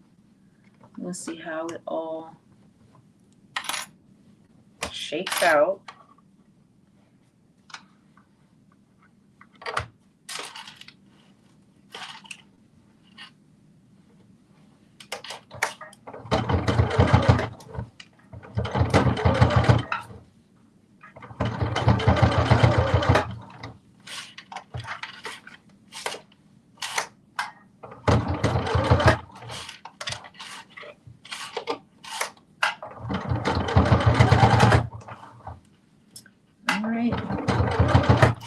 So these may not be the prettiest slippers because of my curve, but it won't be too bad.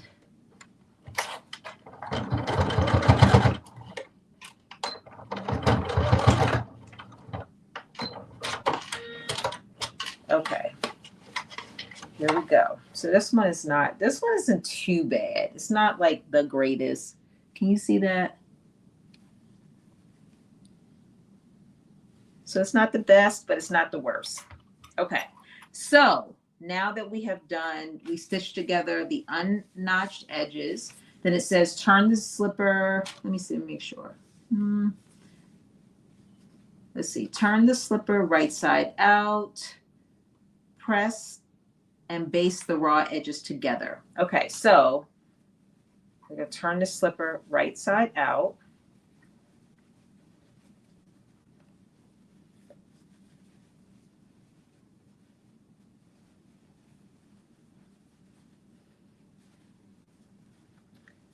And let's see, we're going to press and then baste our raw edges. Okay, so here we go. Okay, look at this. Not looking too bad. It's not looking too bad. I'm just going to clip these.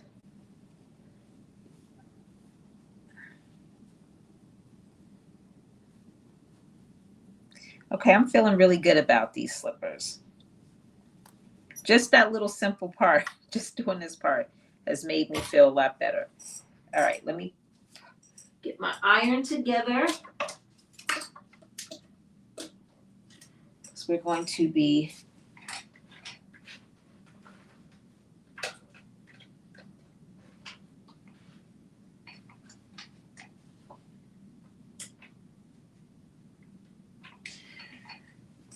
be pressing our slippers.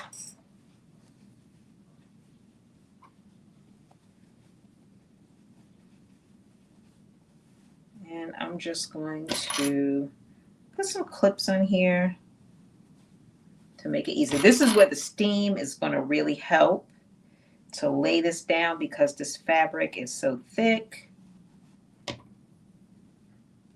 So I'm happy about that. Yeah, I would have had to pull out the big iron, but instead I'm able to use my small little mini.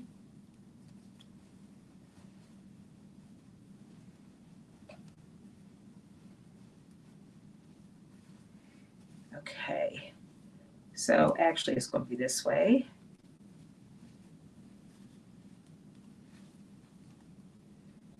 All right, so that's right side out. Now let's do the same thing for this one. And this one actually looks better, but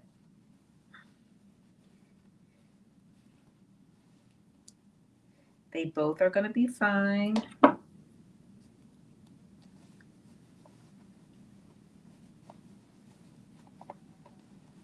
I definitely think that, I'm thinking that this would be a really nice shoe, like if you go to a concert and you're like, you're wearing heels and you're like, I just need to have something I can throw in my bag. Like when the heels need to come off, I could totally see these being those shoes. Totally. And we've all had those times.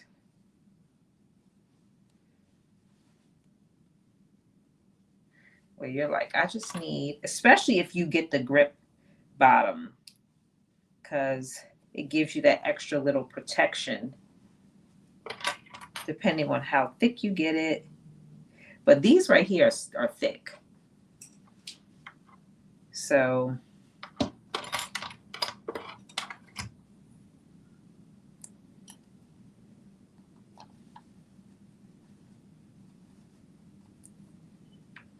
part of me is like, oh, I probably should have went and got the little grip bottom. But I could do that for the next pair.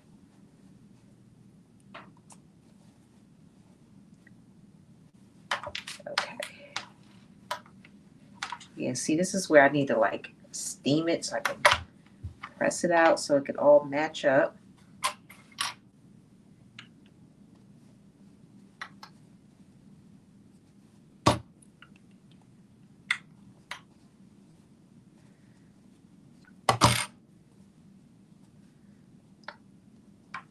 Okay.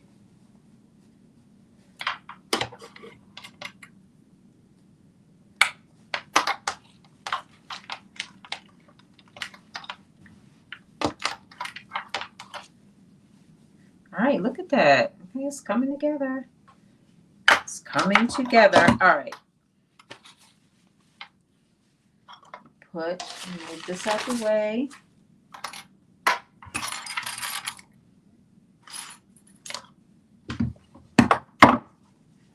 And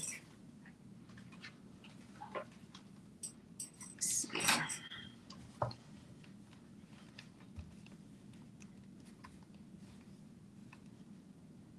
Okay, I still got a lot of water in there.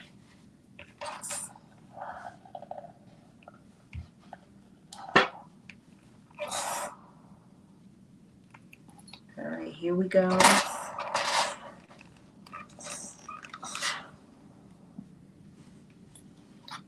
Oh yeah, look at that. That is like, that steam just said lay flat, and it did.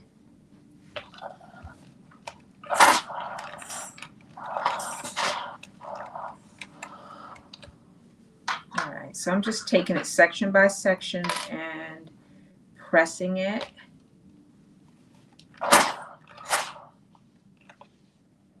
Okay.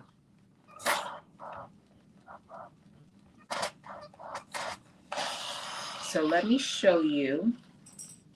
So this is, and Kelly, tell me if this is what you mean.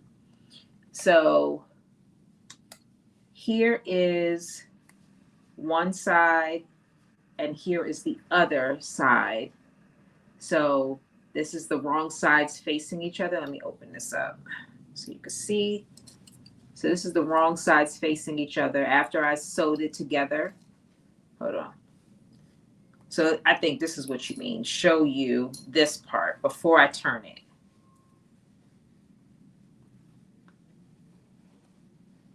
I think that's what you mean. How it looks folded over. And so here is what it looks like when you are, before you turn it right sides facing out. So the center or the circle, the center of the circle of the slipper is what you stitched. So you stitched all around this center. So this is actually going to be the part that your foot actually slides into, or it'll actually slide into this way. Your toes will be right here.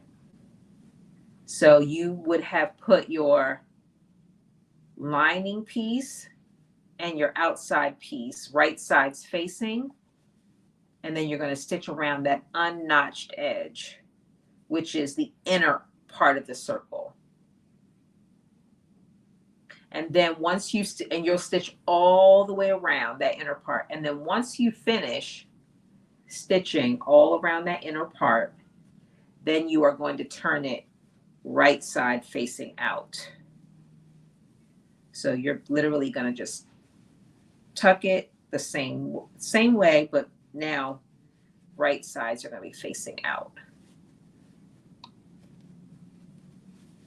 And then you're going to press all the way around so that it's like laying flat, because you'll see it's kind of bulky, especially where you have that curved part. But when you press it, it's going to lay flat. And then it's going to look exactly the same way, except for it's going to be right side facing out. So Kelly, tell me if that is what you mean. Happy to show you again or in a different way, if that's what you mean.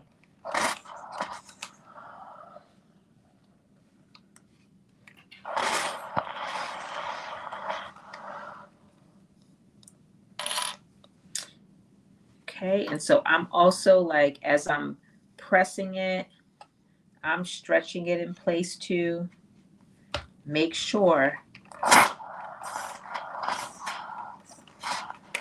that it is all lined up. So the real tricky part is going to be that all those notches are all going to be now on the inside. And this does happen to me, unfortunately. So some of these I'm going to have to, you know, transfer the markings again, because all of the markings are going to now be folded in.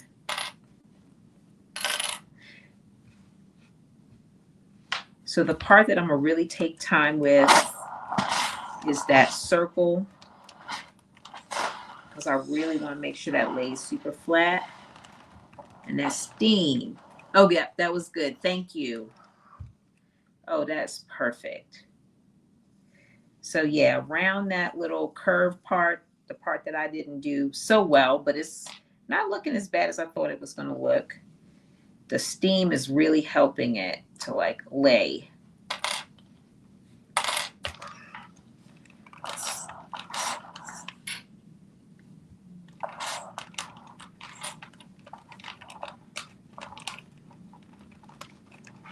All right, let me put a little bit more water in here.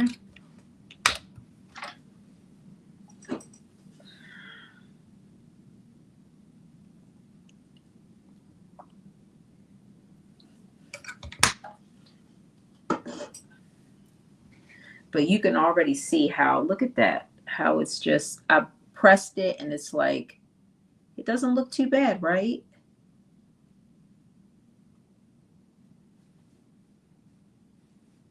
It's just laying flat.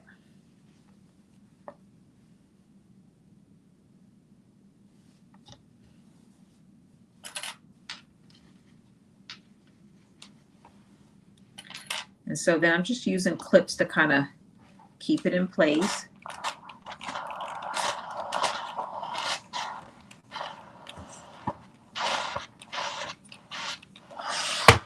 Y'all see that steam just coming out of there.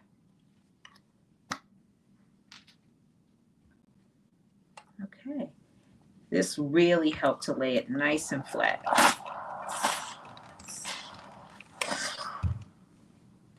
All right. So there's that. Probably don't even really need the clips, but we'll keep them on there till it cools off.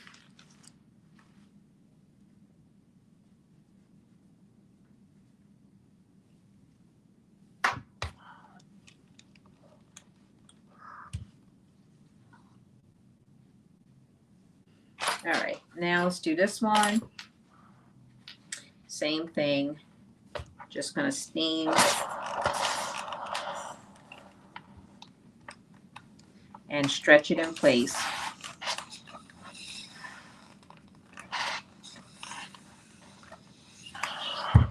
And it's responding so well. Ooh, hot to the steam.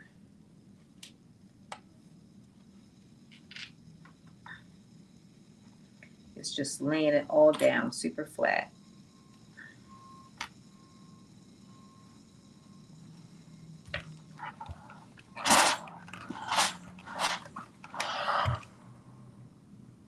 Ooh, hot, hot, hot.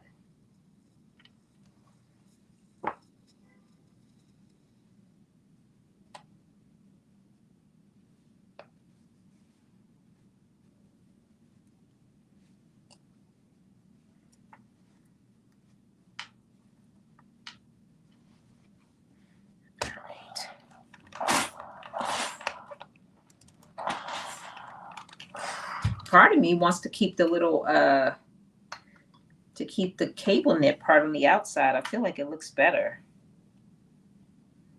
I think I might. I think I actually might.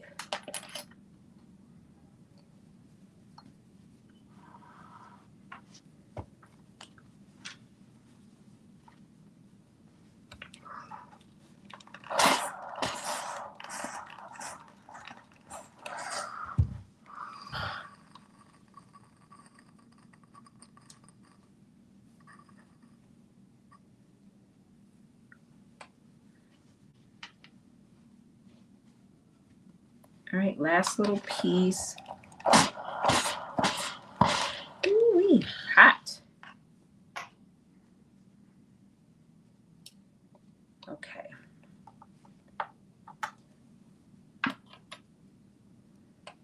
All right, now that we have literally pressed it all out,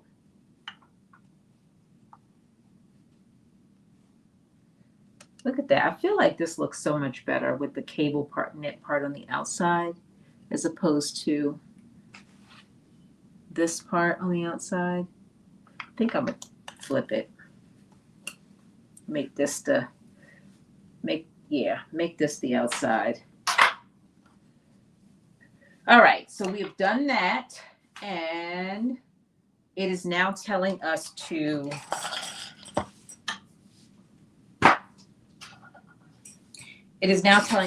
top stitch all the way around, or it says, basically it's telling us to, okay, turn the slipper right side out, base stitch the raw edges together, and then it says top stitch a 1/2 inch from the upper edge, forming a casing. And so part of that is because we're going to have a piece of elastic that is going to fit in. So let me just see where.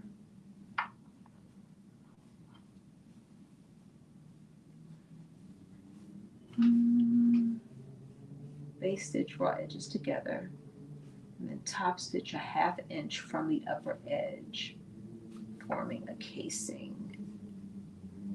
Okay. All right, well, let's do first things first is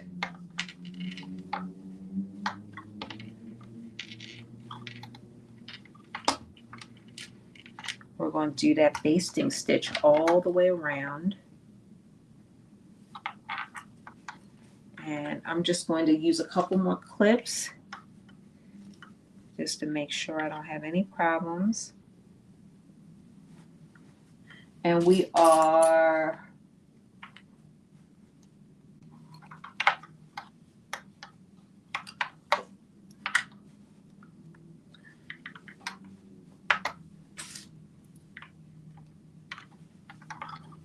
all right, so here we go.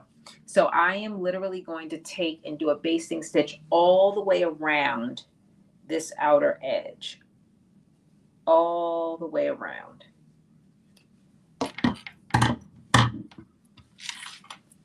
So that is what we are doing now. And after that, pressing it, it is, again, not really having any issue with getting it under the sewing machine.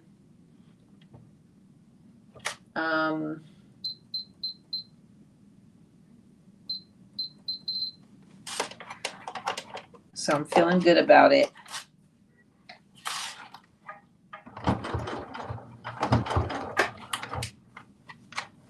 The main thing is just making sure that those edges are all lined up.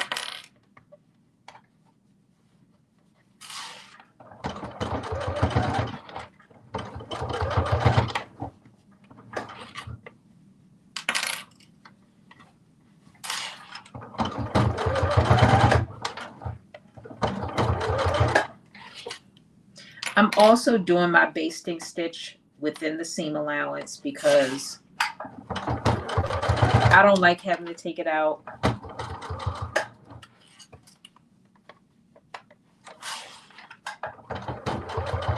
This way it will be just enclosed in the finished slipper.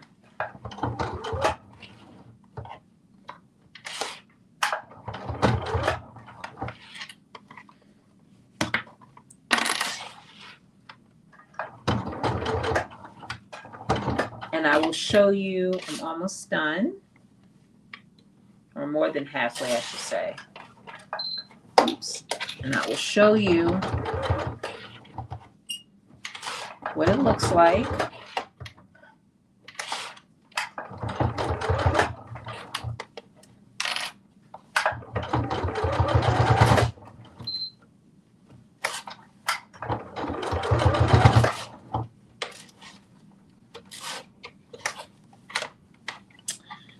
Oh, hi. How are you, Magali? Welcome.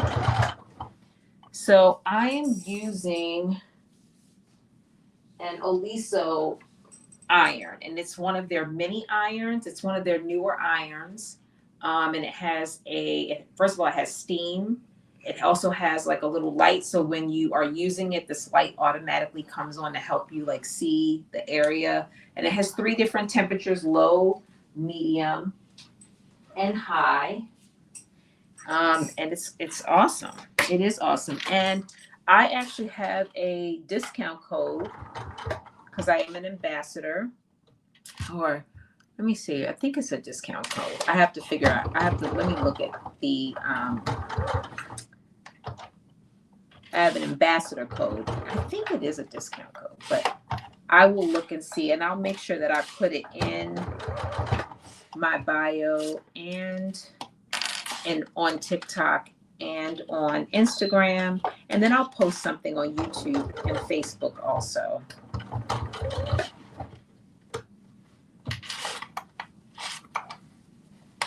But I absolutely love it. It does everything that I wanted to do, and it's a mini iron, which I absolutely love. Y'all know, y'all see me using I was using my my other mini iron, which is not for pressing at all because it doesn't have any steam.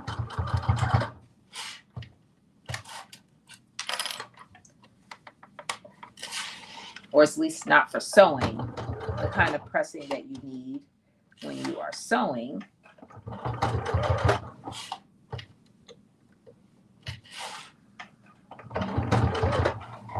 All right, last little bit. Sewing on the last little bit. All right, and this is a thick piece because this is the seam where all the seams come together. Okay, that wasn't too bad.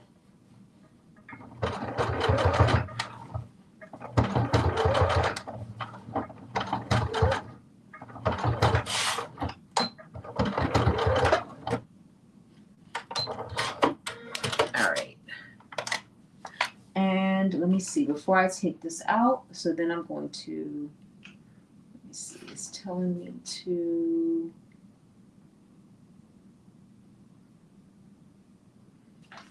top stitch a 1/2 inch from upper edge forming casing. Let me see, where am I doing that? And then ease stitch. Because I think that the elastic is only going in the back. But let me make sure.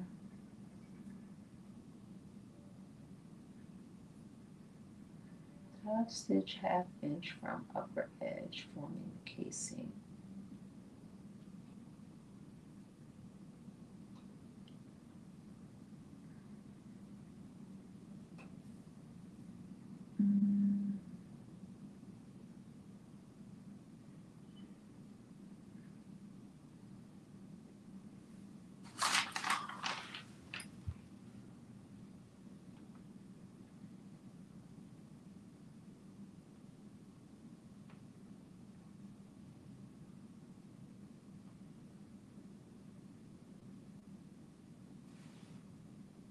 All right.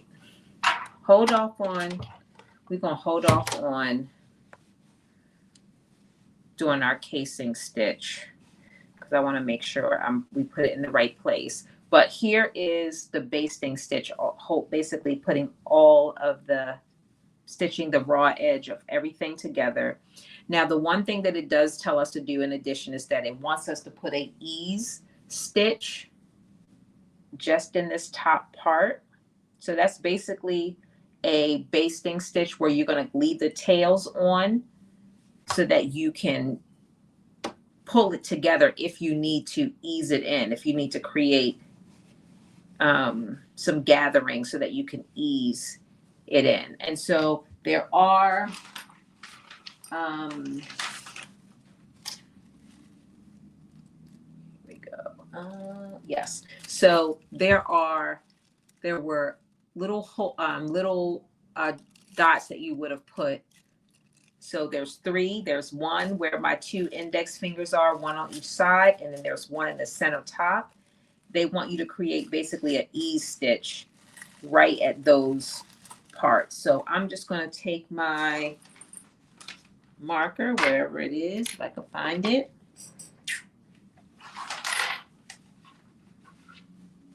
Here we go. And I'm just going to make just a little dot on the side in the seam allowance. So again, you won't see it in the finished slipper.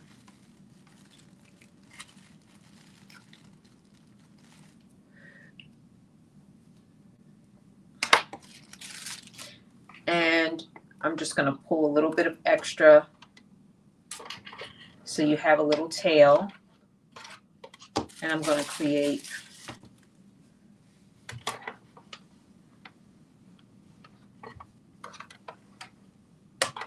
just an ease stitch.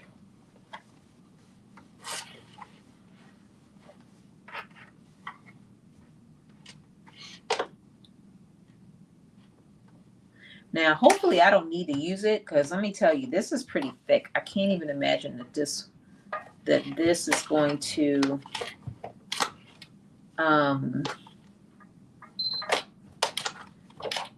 be easy to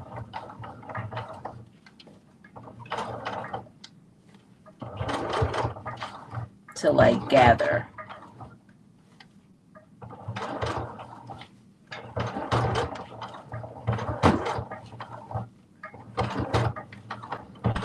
So hopefully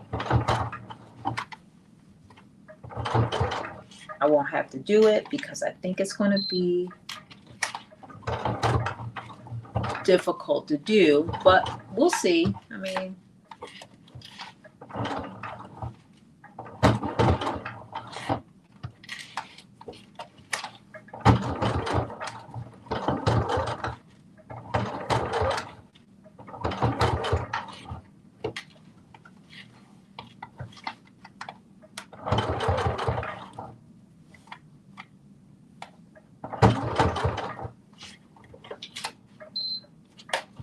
all right.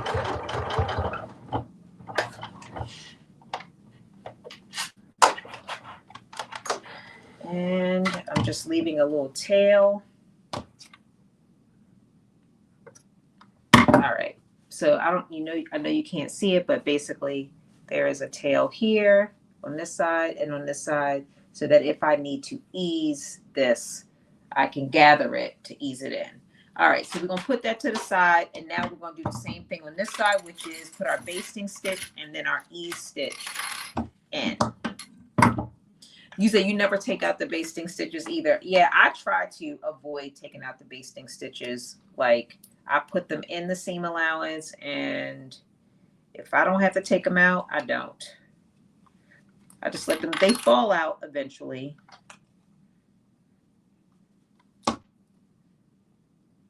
But I do not like taking them out.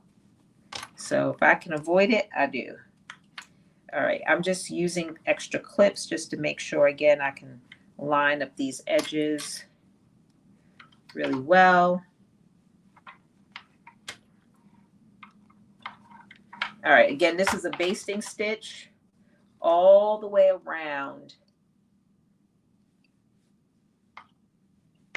All the way around. Okay. Ooh. Here we go.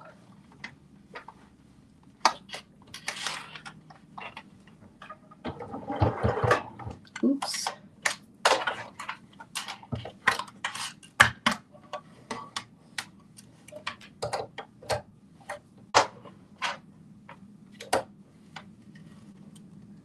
My thread came out.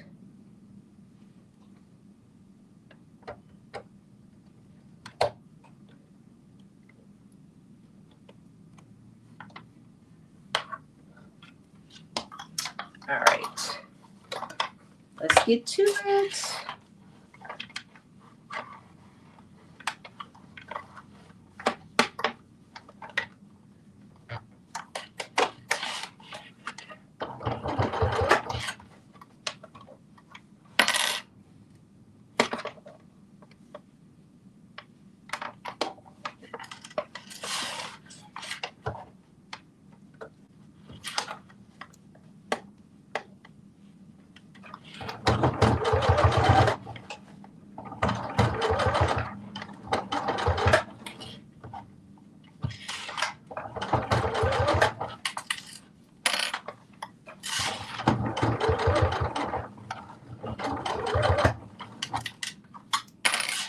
Now I need to figure out where the casing exactly is, where we're putting the casing.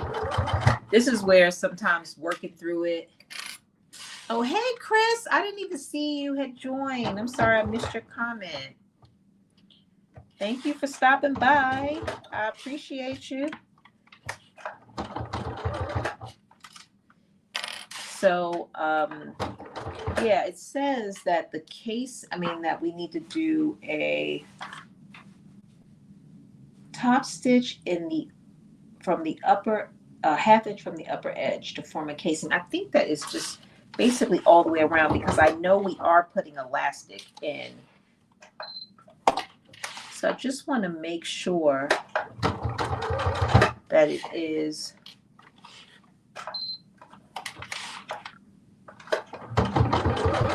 where I think it is before I'm telling you to do it.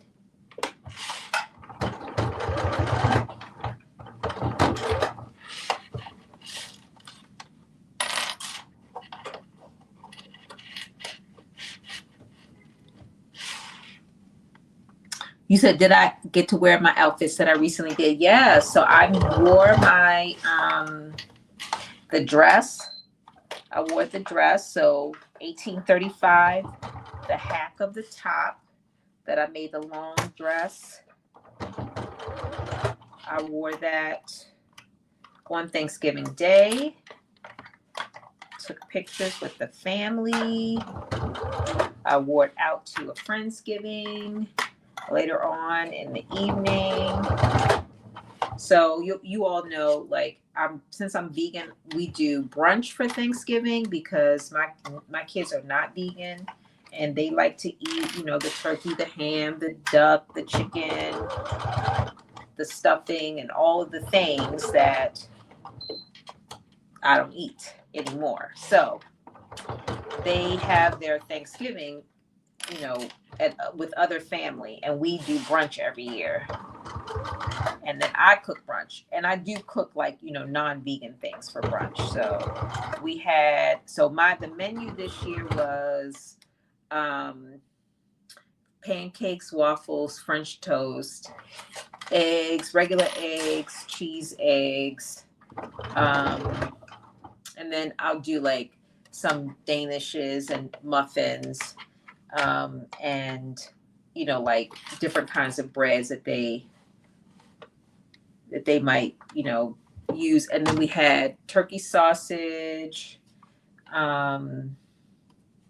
what else? And then the mimosas, and I feel like I'm forgetting stuff. Apple cider, lemonade. I'm probably forgetting some things, but that's the gist of it.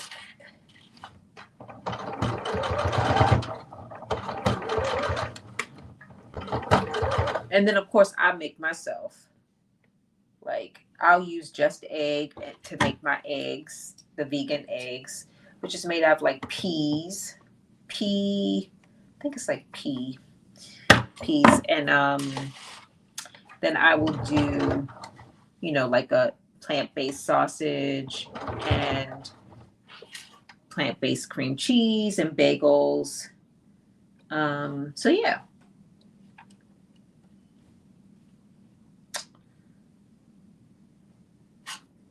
There we go. Okay, so that is sewn all the way around. And then let me just look, let me see, let me just look at one more thing before we make this casing. I just want to make sure that I do know exactly where it's going to go.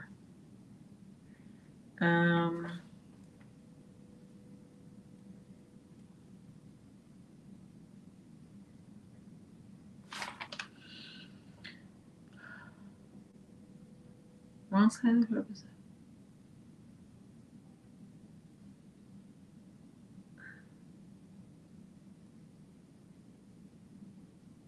Yes. Okay. So that is right. So we are going to create a casing 1/2 inch. So we're going to do a top stitch 1/2 inch all the way around. And remember when we created that little opening here? So this is why this was in the lining, because this would have technically been on the inside and you would not see this piece. But of course I switched mine around. So I'm going to have to, you'll see this little slip stitch when I do it because I'm not reverting it. But we are going to do a 1/2 inch from the edge. We're going to create a stitch all the way around. That's going to create our casing.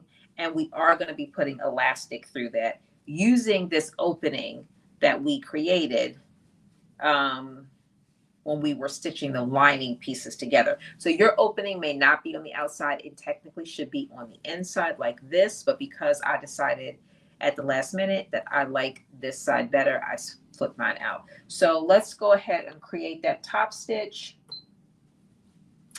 all the way around. Again, a 1/2 inch from. You need to just make sure that you can fit the 1/4 inch elastic through the casing.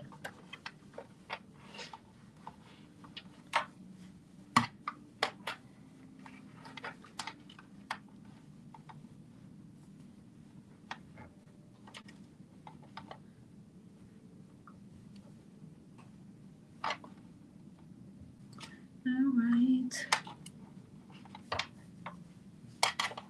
And this is where it gets a little bit thick. So I'm trying to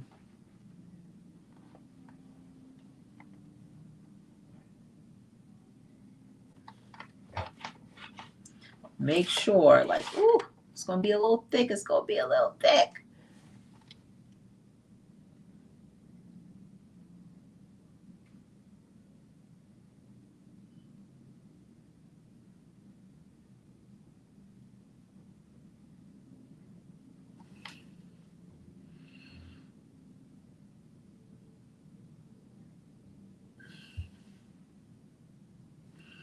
Candy, I'm sorry. Did you say you said elastic? Yeah, we are putting elastic in there. Let's see.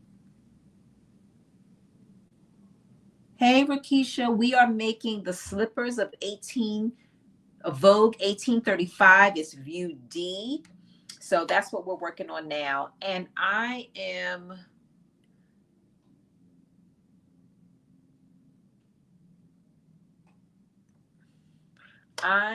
now just making sure.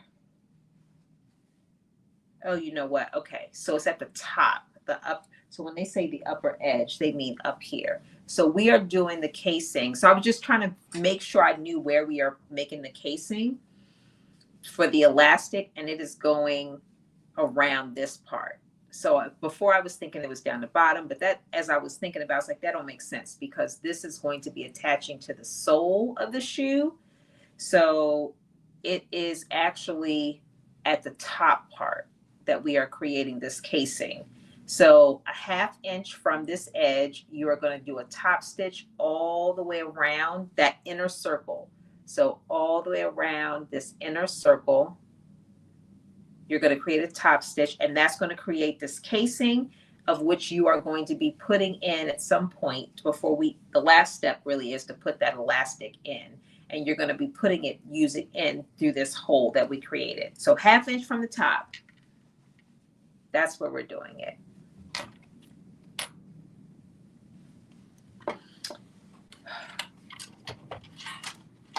This is one of those little glitches. When you haven't made it before, you gotta like, see, I would have figured that out if I would have made it before. But because I hadn't ever made it, it's like, ooh, okay.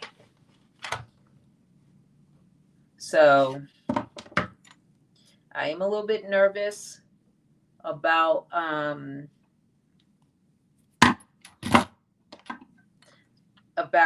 attaching the sole to this top part. I'm a little nervous about it because I'm already struggling a bit to get this under here, but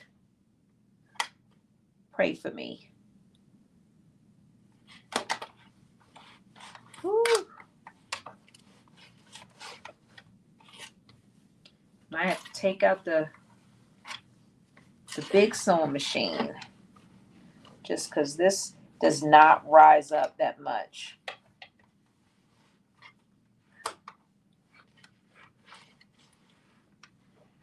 Goodness gracious, come on now. Don't fail me now.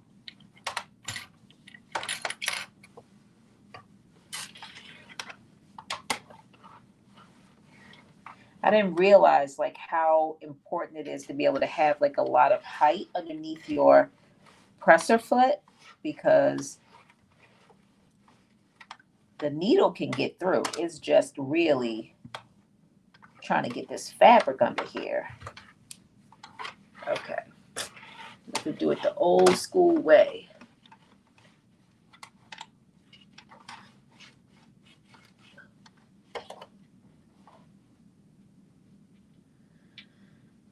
All right, here we go.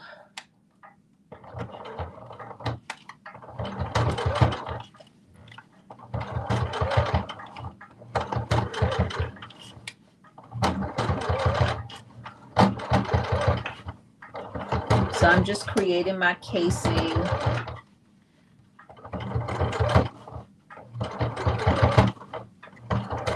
By creating a top stitch all the way around the upper edge.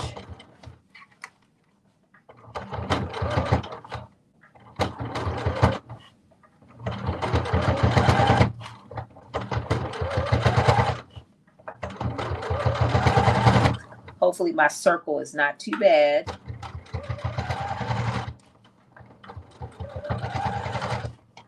I'm feeling good about it.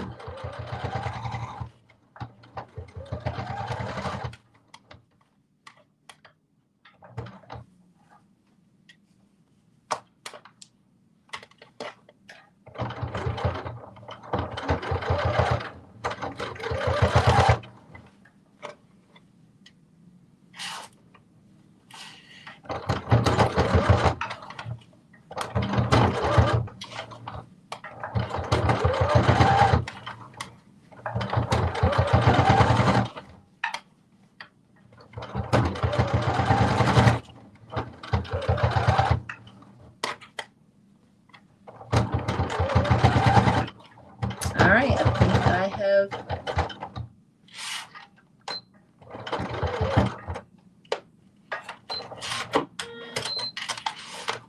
all right, one down.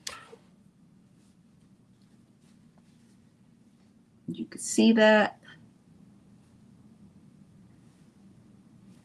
Okay, and now I just need to do the same thing on this side. And then we go into the sole.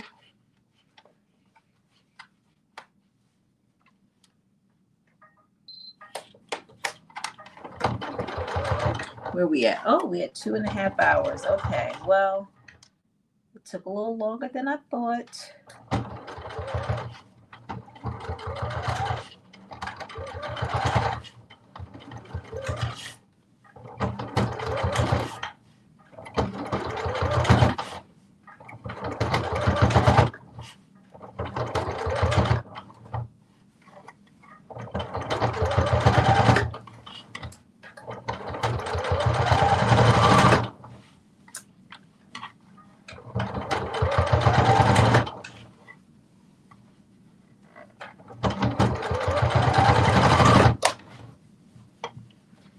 All right, so far so good. It's going pretty smoothly. I like my top stitch. It doesn't look horrible.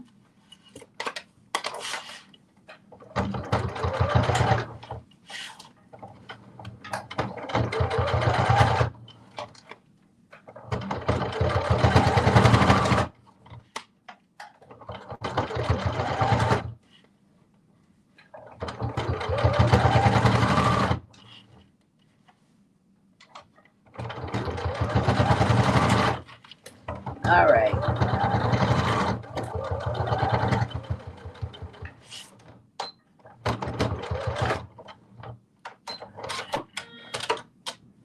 I think the clips are better than pens. For me, I tend to use clips much more often than I use pens.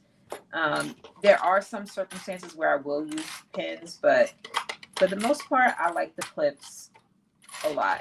I use them. I got this big thing from Wawak a year or so ago, and I mean they break every now and then, but this has lasted me for a while.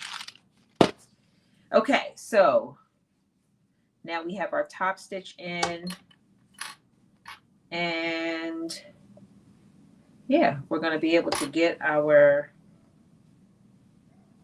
ooh, so this one we'll be able to get in, but this one I'm going to have to, it's going to be a little harder to get this one in. So, okay. We're going to put these two aside and we're going to get out our soles. So here we go. Here are our soles that we did earlier.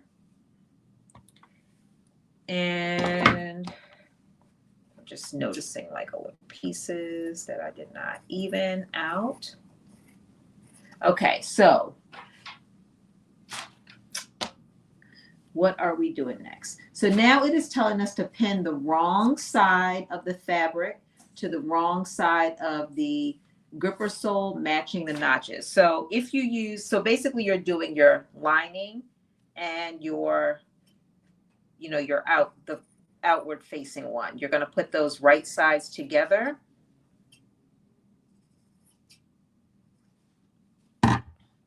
So here is, sorry, I just see all these little extra pieces. So here is my, what was going to be my outside. This is now going to be my inside. And this was my lining piece. So you're going to basically put them right sides together.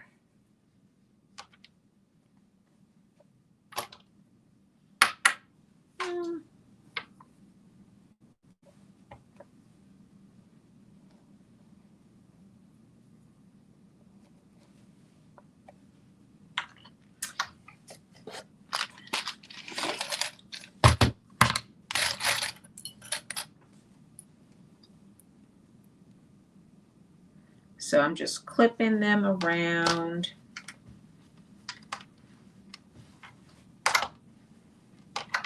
And let me just make sure I have the right pieces too.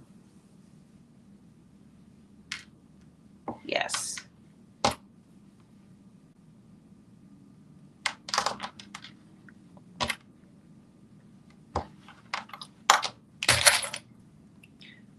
And let's see. And then we are going to baste together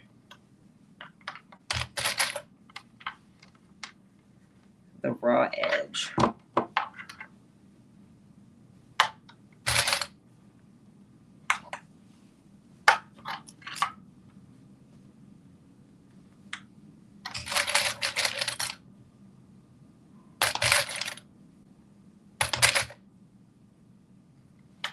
Okay, we're going to baste all the way around. And like I said, I based in my seam allowance, so I don't have to worry about taking it out.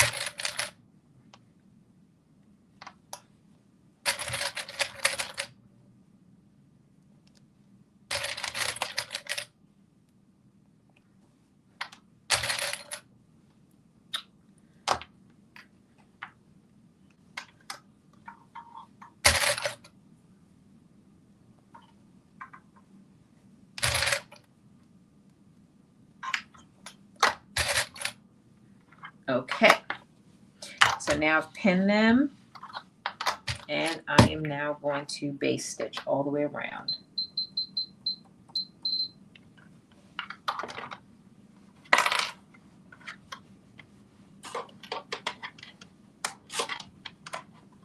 And again, I'm doing that base stitch in my seam allowance.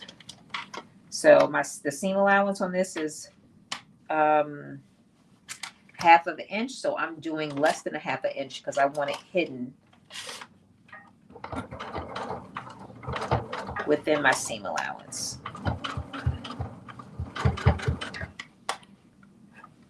So I'm making sure my raw edges are lined up.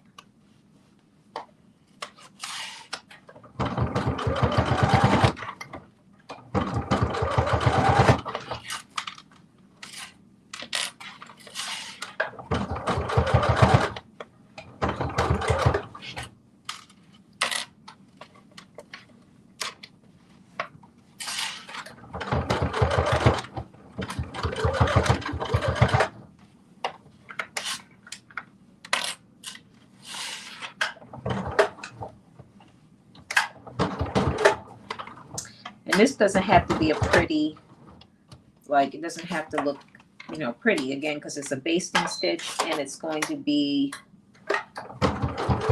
hidden or removed depending on how you like to do it.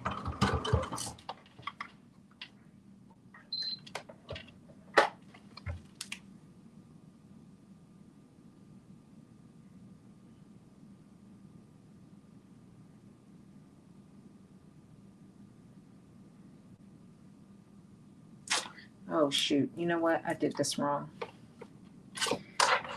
It is, instead of right sides facing, this one is wrong sides. Wrong sides together, not right sides. And I did right sides together. So wrong sides facing. Again, another good time is just a basting stitch, so it's easy to remove.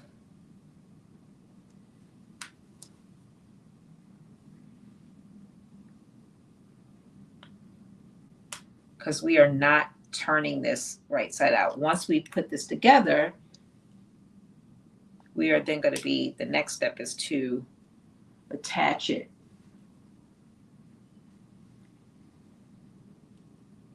to our slipper.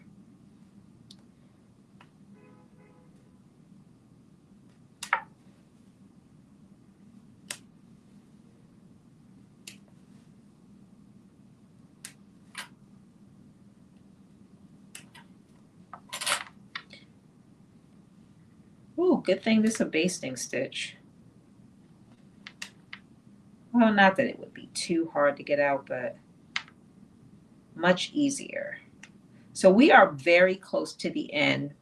Our last steps are kind of putting our sole together, which we're doing right now.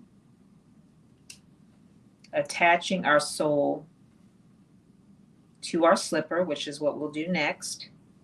And then the last is to put our elastic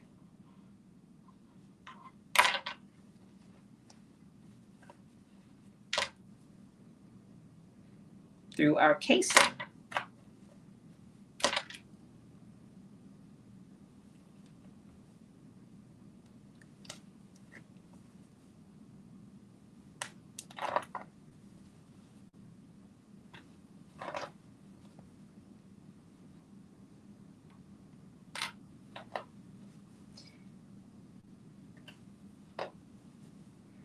I'm probably going to be wearing these slippers all the time. In the house, of course. Okay, here we go. So, not wrong sides. I mean, not right sides. Wrong sides facing. Wrong sides facing each other.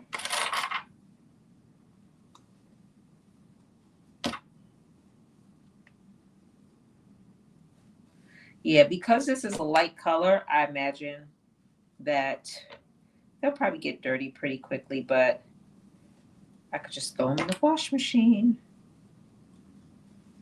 Okay, here we go. Now we're going to do our basting stitch all the way around.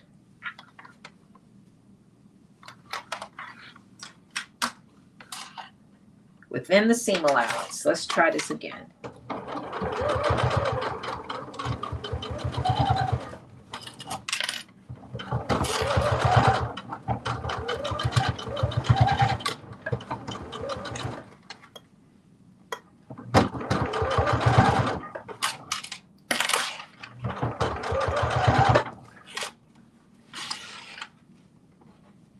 Hi, Mary. Welcome. You are right on time. You are not late.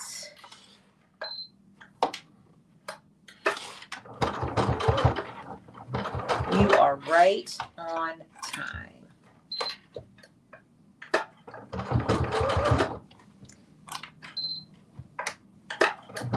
We are working on Vogue 1835 View D, which is the slipper. And we are making our way through. And right now we are actually base stitching the lining to the outer sole, preparing it to be attached to the actual slipper itself. So we are at the last few steps of putting the slipper together.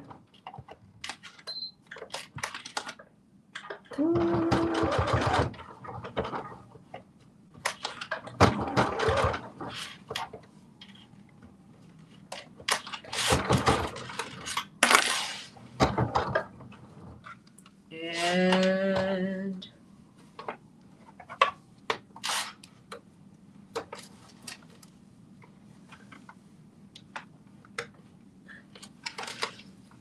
there we go.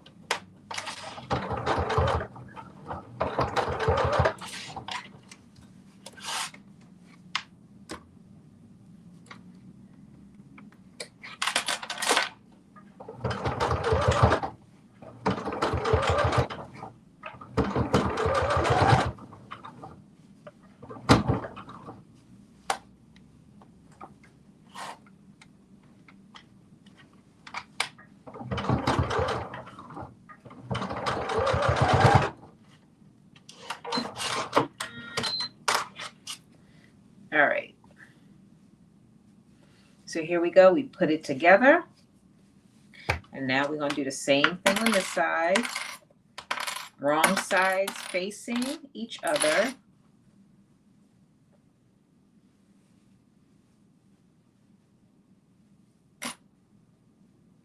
And then we're going to do that basting stitch.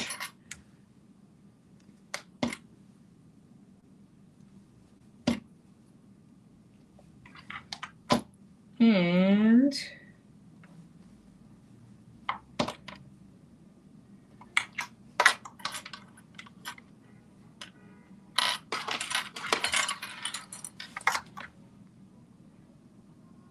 you said, why is Vogue making this so complicated? You know, it's Vogue. At the end of the day, it's Vogue. So, but it's not too bad. It's not too bad. It's just a couple of extra steps, but it's not too bad.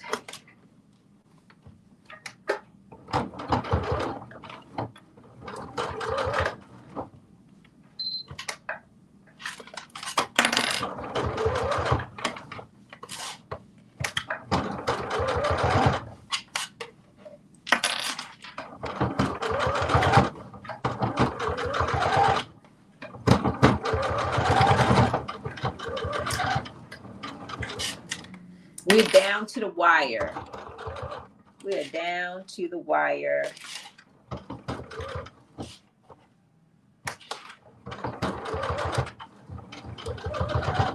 I will say that, you know, I mean,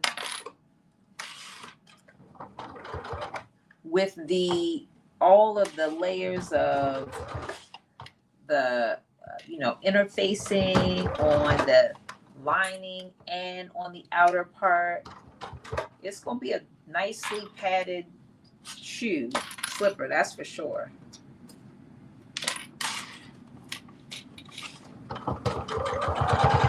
Like, I feel like when I put these on, one, my feet will be warm, and two, I'm not going to feel like I'm walking on the concrete.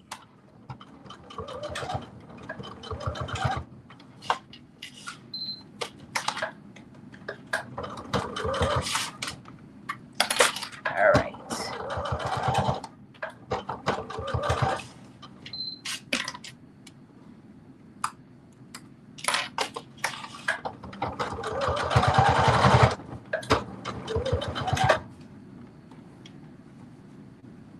Okay.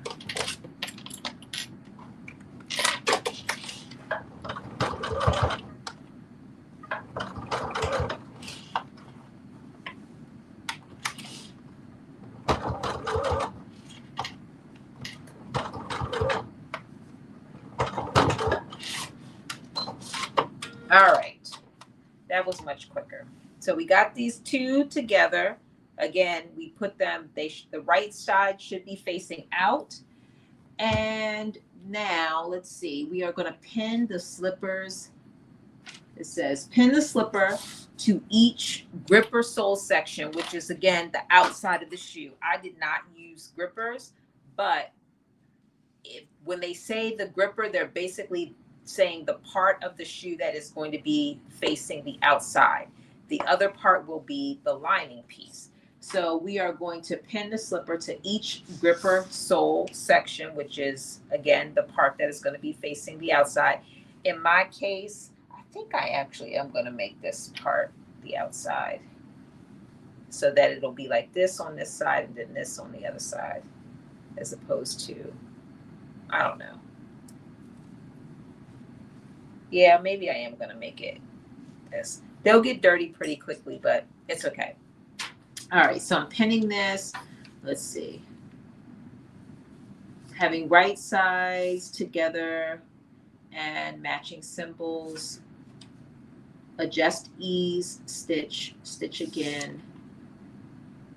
Okay, so basically we are doing right sides facing each other. So we are, and you just want to make sure that you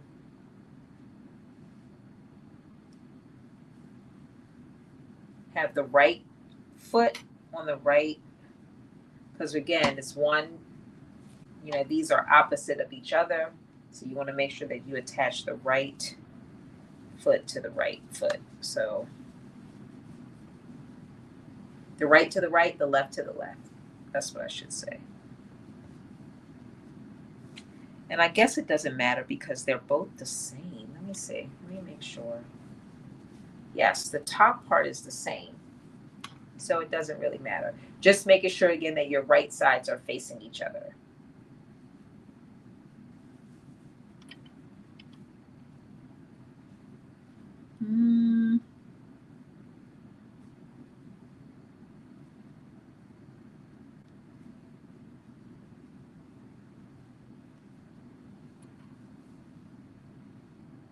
And I need to make sure, here we go. I need to seam rip some of these because I did not leave enough open to get my elastic through. So before I stitch this together, I just need to make sure on one of my shoes.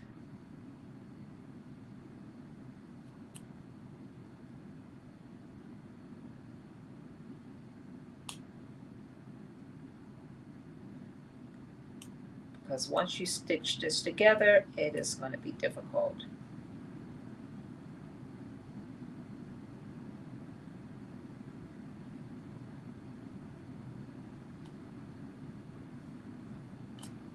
All right, there we go.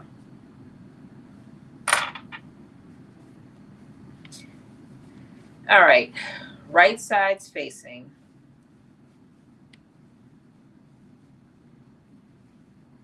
Now this is the part that's going to be a little bit hard, and I might have to take out my other sewing machine because I do feel like I'm not going to be able to. Yes, it needs elastic too. Ah, it needs elastic. It does. It does need elastic. I mean, you probably could get away without the elastic, but we'll see. Once I sew this on all the way, we're going to see. Because it might fit tight enough that you don't need that elastic to go in the casing. But we've created the casing for the elastic. Can you add a pad for the arch for some support? Yes, you could. You totally could add a padding to it. You could definitely do that.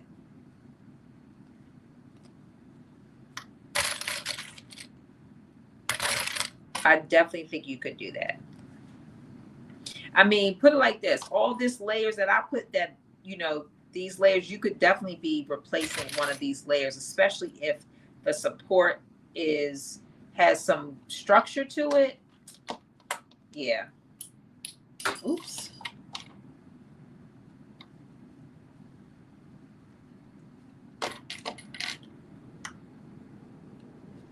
Now this is going to be interesting. Getting all this under the sewing machine. Pray for me that I don't have to pull out another sewing machine. Probably giving some anyway. Let's see. Oh, he said return to sender. Look, I can't say I've ever made it before, but I don't think it's that bad. I think it's taking me a little bit longer because it's my first time doing it. But I don't think it's all that bad. I definitely think it's doable.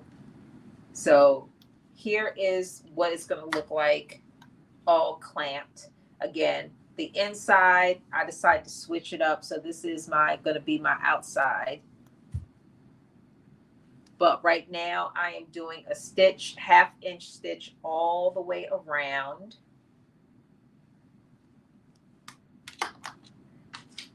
And we're doing the same thing on this side. I think it's looking pretty good.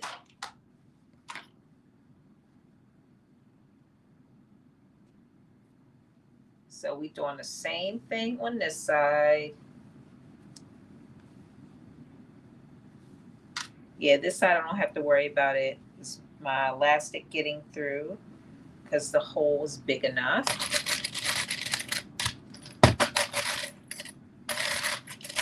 Yeah, you know Vogue. Vogue does make things a little difficult because yeah, some of these steps I think you could probably skip. Like I was on like the lining pieces, having to be interfaced. I don't know that you necessarily have to do it, but that's part of the reason why I use that woven interfacing, because I was like, okay, let me make this like more padded. But I think, you could definitely choose to skip that part. The elastic around creating the casing and the elastic, I think there's going to be a good possibility that we're going to be able to skip that step, but we'll see once I put it on. I mean, the elastic piece is part of like making sure it's like solidly going to be gripped on. So depending on the fabric that you use, you might need it. Like if you use a really stretchy knit, I would say the elastic is probably much more necessary, especially if you want to skip the interfacing part, because otherwise your slipper just becomes like really wobbly with no structure. Like this has a lot of structure because I, as you saw, interfaced all of the pieces. So that's if I don't end up you know, if we don't have to do the elastic, that's probably why, because it's so structured already. All right, so here we go. Here is the shoe, the slipper. I am now just going to stitch 1/2 inch seam allowance all the way around, and then we're going to try it on. We're going to see, like, do we really need to put the elastic in?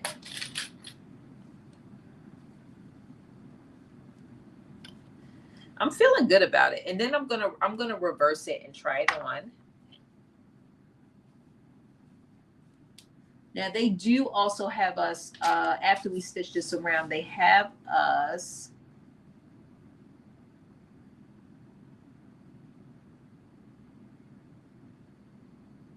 Let me see. Pin slipper to each stripper, sole section. Adjust ease, stitch. Stitch again away from the seam allowance. This will be the outside.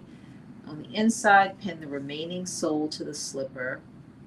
What remaining sole? On the inside, pin the remaining sole to the slipper over the lining. Am I supposed to have another sole? Look, this, you talk about complicated.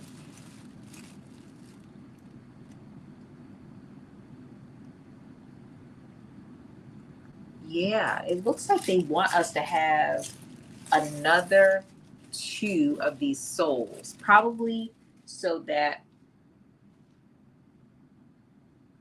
you're going to pin this remaining sole to the slipper over the lining, having right sides together, raw edges even, stitch leaving a 4-inch opening along one edge, trim clip seam allowance, and then slip stitch opening. Yes, we're not doing that extra step, but I'm going to talk about it. I'll talk about it. Okay, first things first. Oh yeah, I know. I know. All right, so I'm going to stitch all the way around. Right, Mary, right. That's exactly what Carm was saying. Vogue likes to make it a little bit more complicated. And this even, and to validate that, there is actually another step that we are not going to do, but I'm going to talk about it because somebody might want to do it. You said Vogue like to bend our minds anyway. Yes, it does. Okay. You are so right. Y'all know, we know how Vogue does. When they say something is easy, we know what that means. We know exactly what that means. You say, is it really easy though? Although view A and B and C have been good to us. So it's just this view D that has us doing little flips. So, all right. I am working my magic to get this underneath.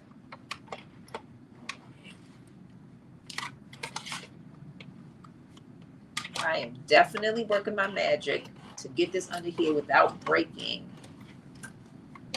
my my presser foot. Let me see. Okay, I'm doing it. It's getting under there.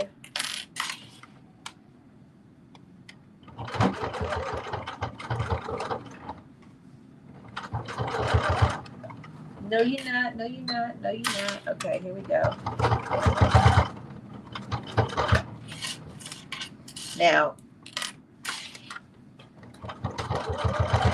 we are attaching the sole to the slipper. So far, so good.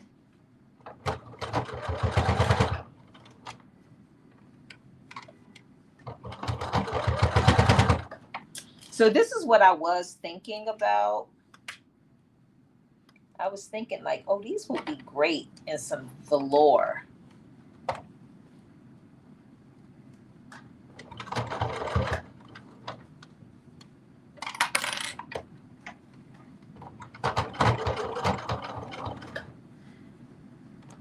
Okay, it's trying our patience. It's trying us to get this underneath here. It is definitely saying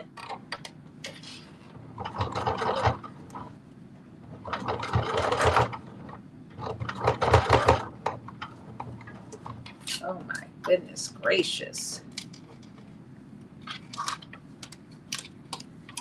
This is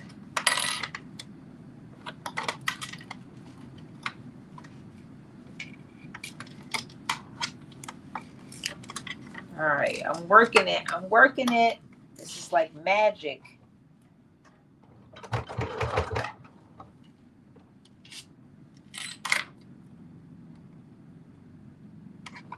The struggle is to sew through all these layers. This is like 8. This is like 8 layers. But it's going. It is definitely it's happening.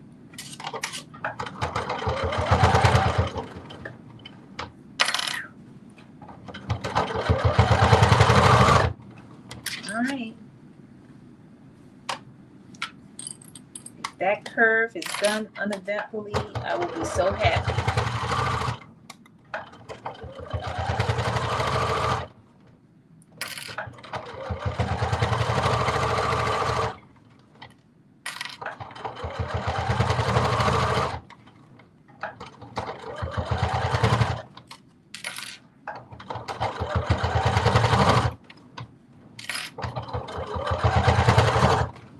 All right,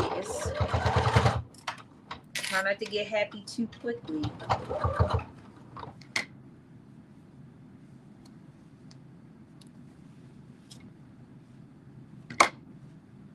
Okay.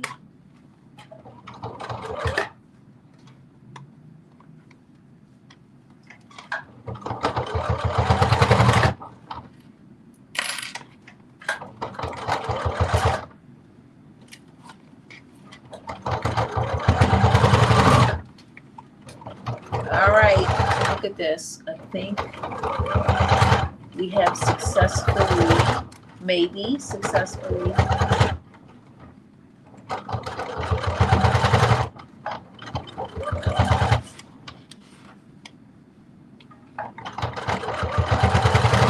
completed, I think, one shoe. Okay, let me do a little back stitch here.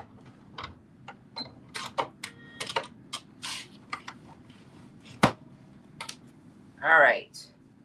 I feel like now the question is going to be, can I get this thing on my foot? Can I? All right. This sucker is thick.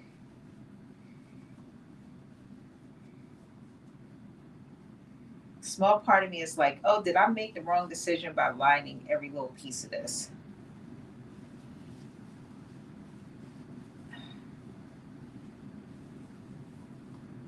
Okay.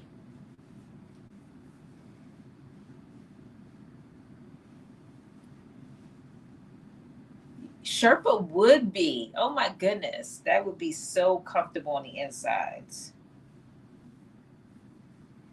Okay.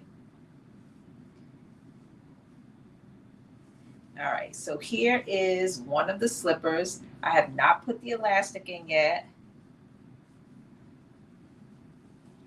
Now, I'm nervous. I feel like this is going to be too big. In which case, the elastic will be needed. But, let me tell you, I've been lifting weights lately, and my body is sore. Okay, I don't know if you can see that. So it is a little bit too big, but not too big if, like, it's not going to stay on without the elastic, for sure. Need the elastic. Unless I would have done a small, which I told y'all that when I first put it on, but it is warm and comfortable. So there's that.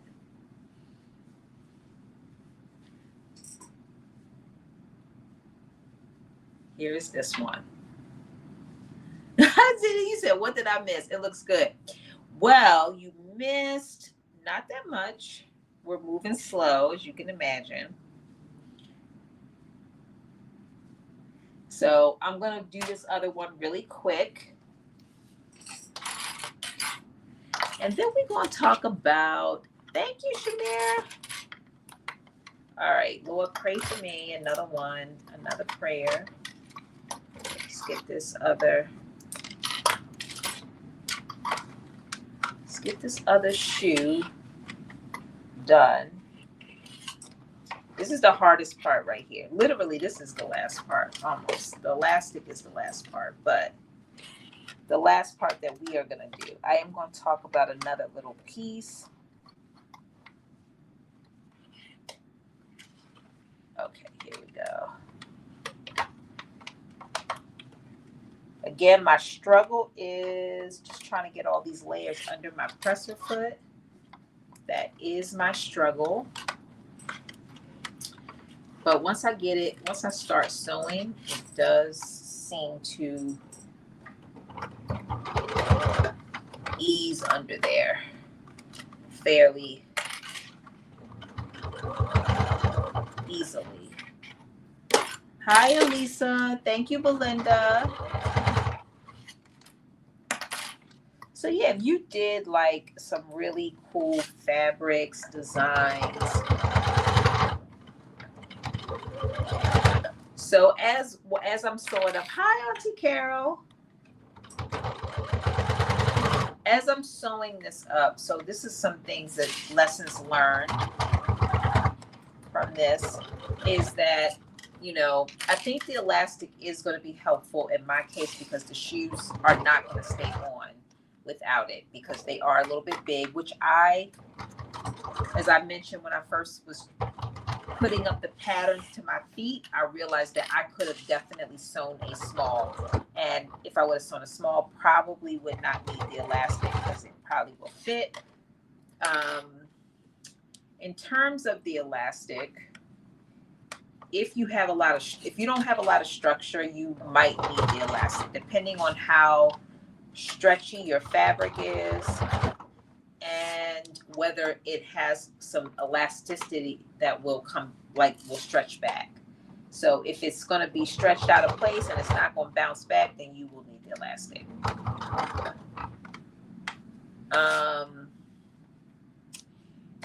What else? I would say that if I made another pair of these, I probably will not, and I use the same fabrics, I probably would not line, put the interfacing on the lining because that definitely makes it very thick. So it's like, trust your instinct. That was my first instinct. And then I decided, no, I cut it, I'm going to sew it. What else? Yeah, there are little extra steps like adding the casing, which I didn't, initially anticipate before I started preparing for the pattern. But overall, I don't think it's too difficult to do, especially when you know what you need to do. Like if I were to make this again, I definitely feel like,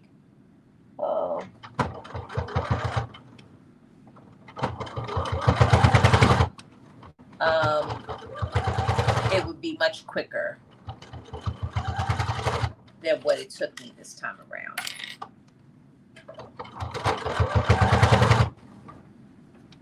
I do think it's a good Christmas gift, for sure.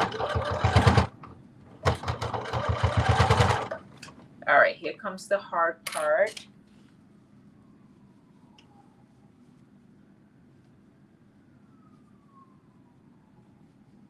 Oh yeah, I knew that was going to be that. Okay. Here comes the hard part, which is around the heel, which is where you have not only all these layers, but you got the extra layers with the seam allowance, which that's my sewing machine fussing me out.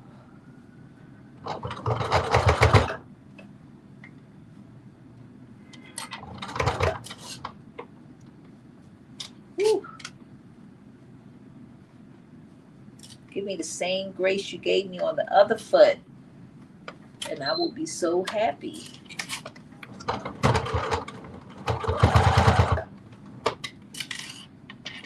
hope I'm not making too many crazy faces. You said if you drop the feed dogs, slide them on, then raise and sew. Oh yeah, you know what? That is probably a good idea. Now that I got it under there, but thank you for that, Mary. That was an excellent idea. I should have thought about that. I don't even know if I know how to do it. Let me see. I have that.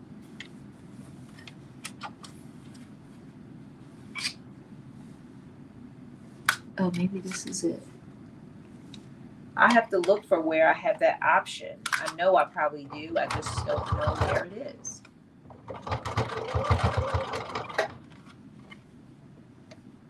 Okay, here we go. Last little bit.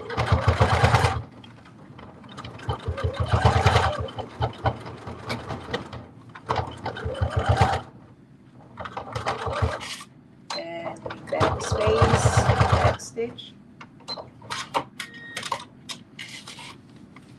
Okay, and I have to just do this one little part again.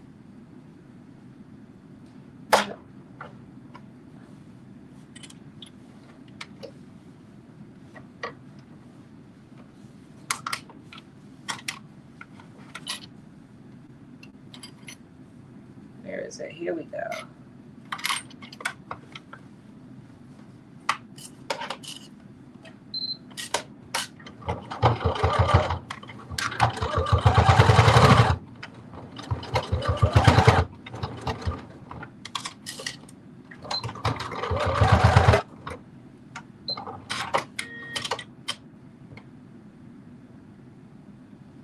Elastic needed. I cut a large. Oh yeah. So you will need the elastic. Yeah, if you cut a large, you probably will need the elastic. Okay, so I'm turning this right side facing out.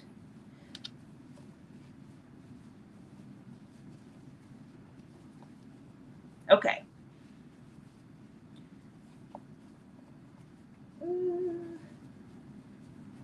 Yeah, this thing is, woo, it's a slipper. Boy, your feet are going to be warm. That's for sure. Okay, so where is my elastic? Oh, here it goes. Now this elastic, getting this elastic in here is going to be interesting too. Well, maybe not. Maybe not. So I remember I said that there was one more step, which we're not going to do, but I want to tell you about it just in case, because there are going to be people. So because you're going to have this raw edge exposed on the inside, they have you cut another sole piece. So you actually have to cut 6 of these soles. So you cut 4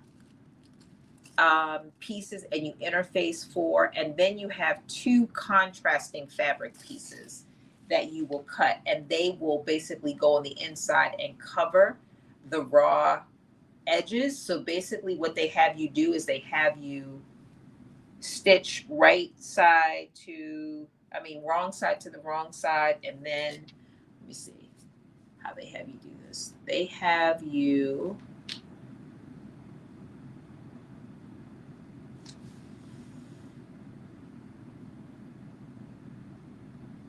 before you turn it, I'm sorry, you are actually going to stitch the right side to,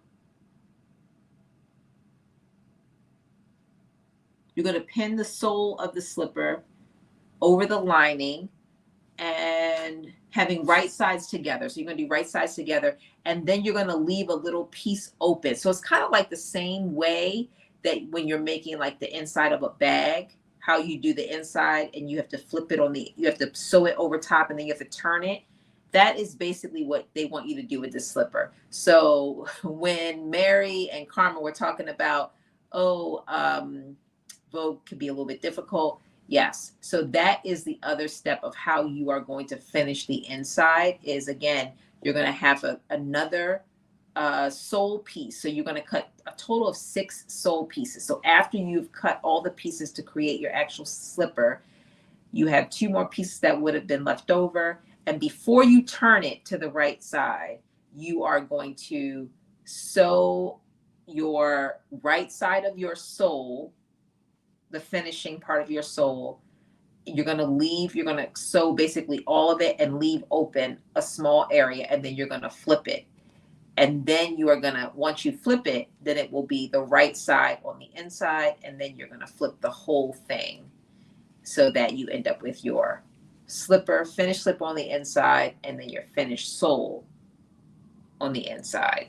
So that is the other step, which we're not going to do because I'm not doing that for this slipper, but I want to tell you about it so that you can do it if you want to have that, especially if you want to give it away for a gift. You probably do want to do that piece.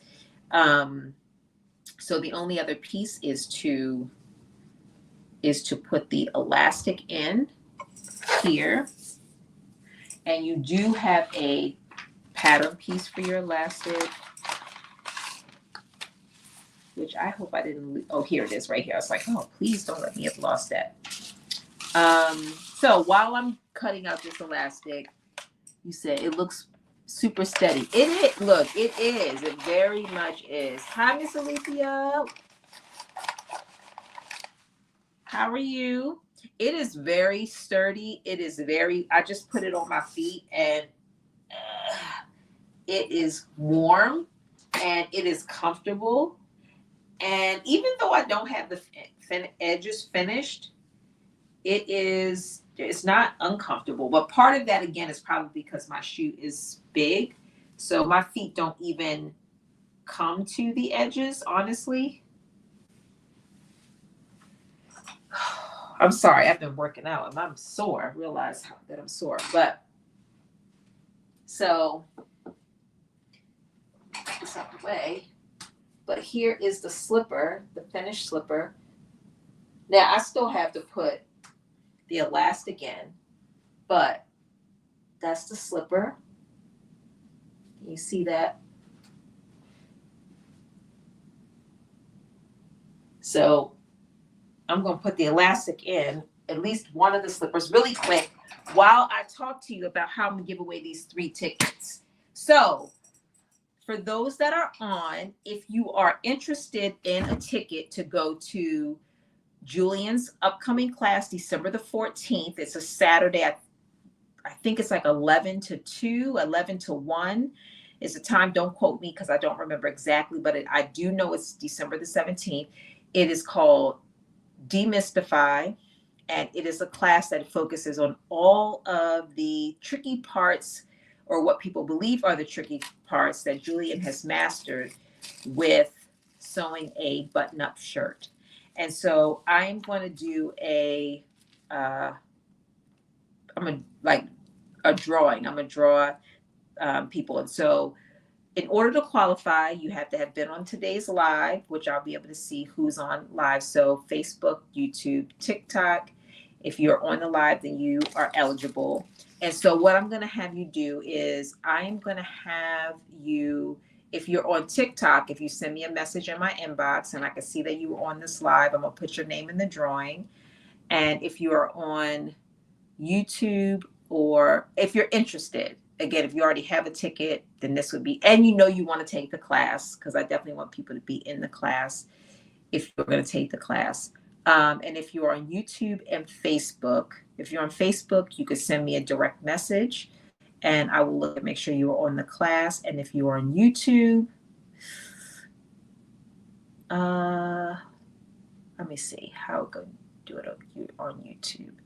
If you're on YouTube, leave me Armena, you have a ticket. Okay. It is the 14th. Yes, it is the 14th. If you're on YouTube and you were on today's live, leave a comment on this video on YouTube and I will go. before we get off today, if you're interested, put a pen emoji if you're interested, if you're on YouTube. And I will go back and look, and I'll put all the names in. And I got to figure out, I know that there's a way to do a drawing. So I will post a recording of the drawing, and then I will reach out to the people that have won. I'm going to do it either tonight or first thing in the morning. Oh, you got one too? Okay. Well, if you don't have a ticket, I have 3 tickets. So I want to give away these 3 tickets to people who are interested in taking Julian's class. So again, just, I know it's a little complicated, but work with me, people, work with me. If you're interested, if you're on YouTube, if you're on Facebook, you can send me a direct message, tell me you're interested. And if you're on YouTube, yes, thank you, Nicole. Drop the emoji, a pin, and then if you're on TikTok, just direct message me, and I will check all those things tonight. And I'll either do it tonight. I got to figure out one of those apps, and I will reach out and I'll let Julian know as well, so that he can assign those tickets, or at least know that you should be coming. And I'll have to reach out to you so I can get your email, so I can forward the actual ticket to you, so you'll know, you'll get the information, and I'll share that with Julian as well.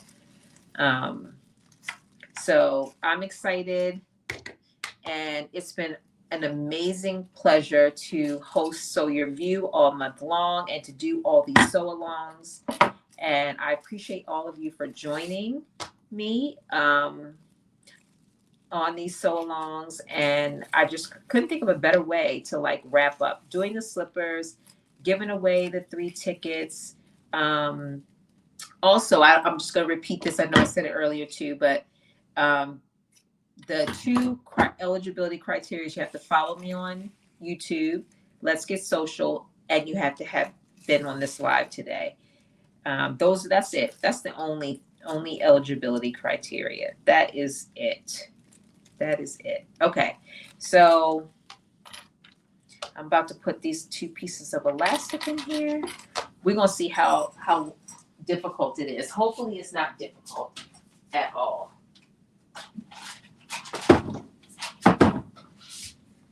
We're going to be done in the next 5 minutes. Can we give it 5 minutes? Yes, Armina, I am definitely going to be posting my new schedule. And thank you all for the tip. Who was that said that? Let's see. I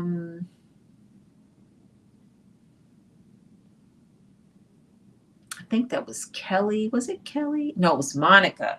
Monica suggested we do a cover stitch machine little class, and I couldn't think of a better idea. So I'm going to find my person that's going to do that with me, because I'm not the expert, but I need the expert. So one of our December classes will be that cover stitch class. So I'm going to find some people in our sewing community to get and do this class. So I'm using the safety pin to work this piece of elastic through here. We're going to see. I don't know. Because let me tell you something. These slippers are so structured, I don't even know. I mean, it's going. It is going. So I am going to work on my new schedule over this weekend and get it out. And get it out to the people. But I can tell you that will be one of our... Oh, Mary, I'm sorry you won't be able to attend.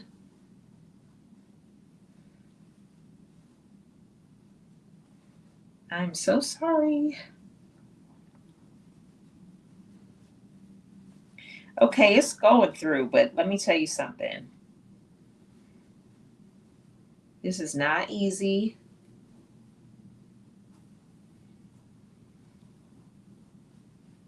Okay. So what we're going to do, we're going to revamp this. I'm not going to keep y'all on here while we try to work this through. I'm going to have to do this over with a glass of wine to work this through. Okay. So before we wrap up, first I want to say thank you again for joining me. The last step that I'm doing is kind of working this elastic in through this top part, which is going to take me a minute because y'all saw I've only gotten it to right here.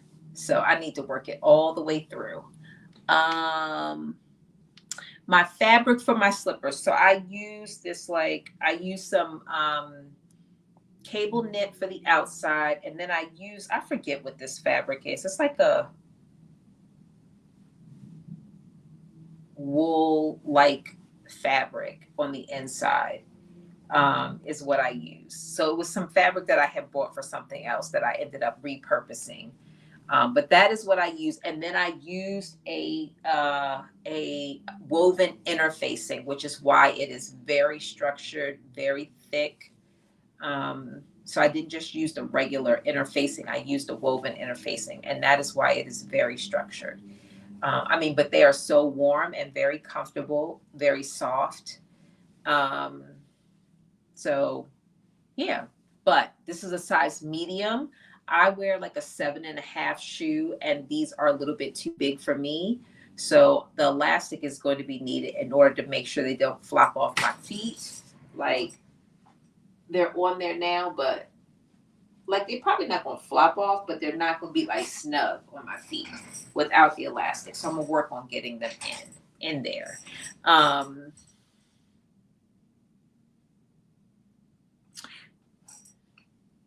So yes, so I'm just going to work on that, and then I will post a little picture. But they're pretty much going to look exactly the same, except for they will fit a little bit better because you do have a pattern piece that helps you cut the elastic. And in fact, I realize now I should have cut a little bit smaller because this was cut for the large, and I made this shoe in a medium. But I will need every bit of this elastic to make it through this. And then I will close up this opening, which, by the way, should be on the inside. But because I decided the last minute to use my lining as my outer, that's why my opening is on the outside. But yours technically should be on the inside. So I'll have to slip stitch this closed.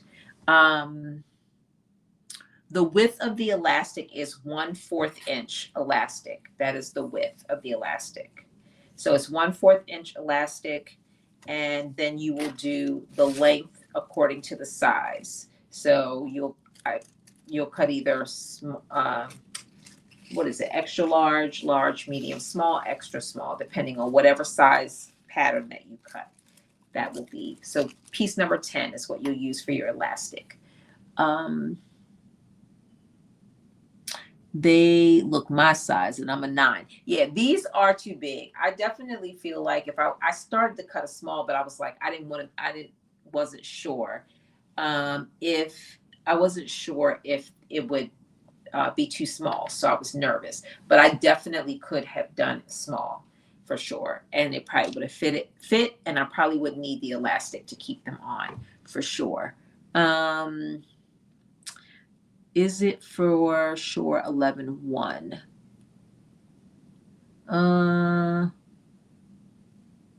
You said put my label over it. I could do that. I could definitely put my label over it. Monica, what do you mean? Is it for sure 11/1? What does that mean?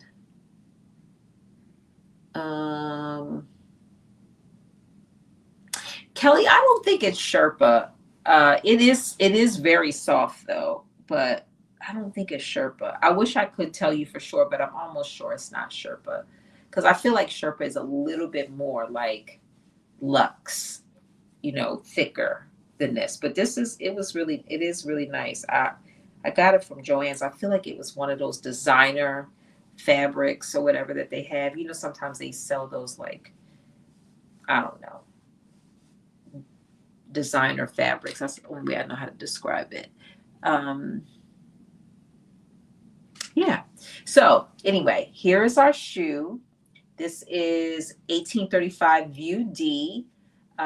This is the slipper for Sew Your View Pattern of the Month. Thank you all again for voting. I'm so glad that we did it.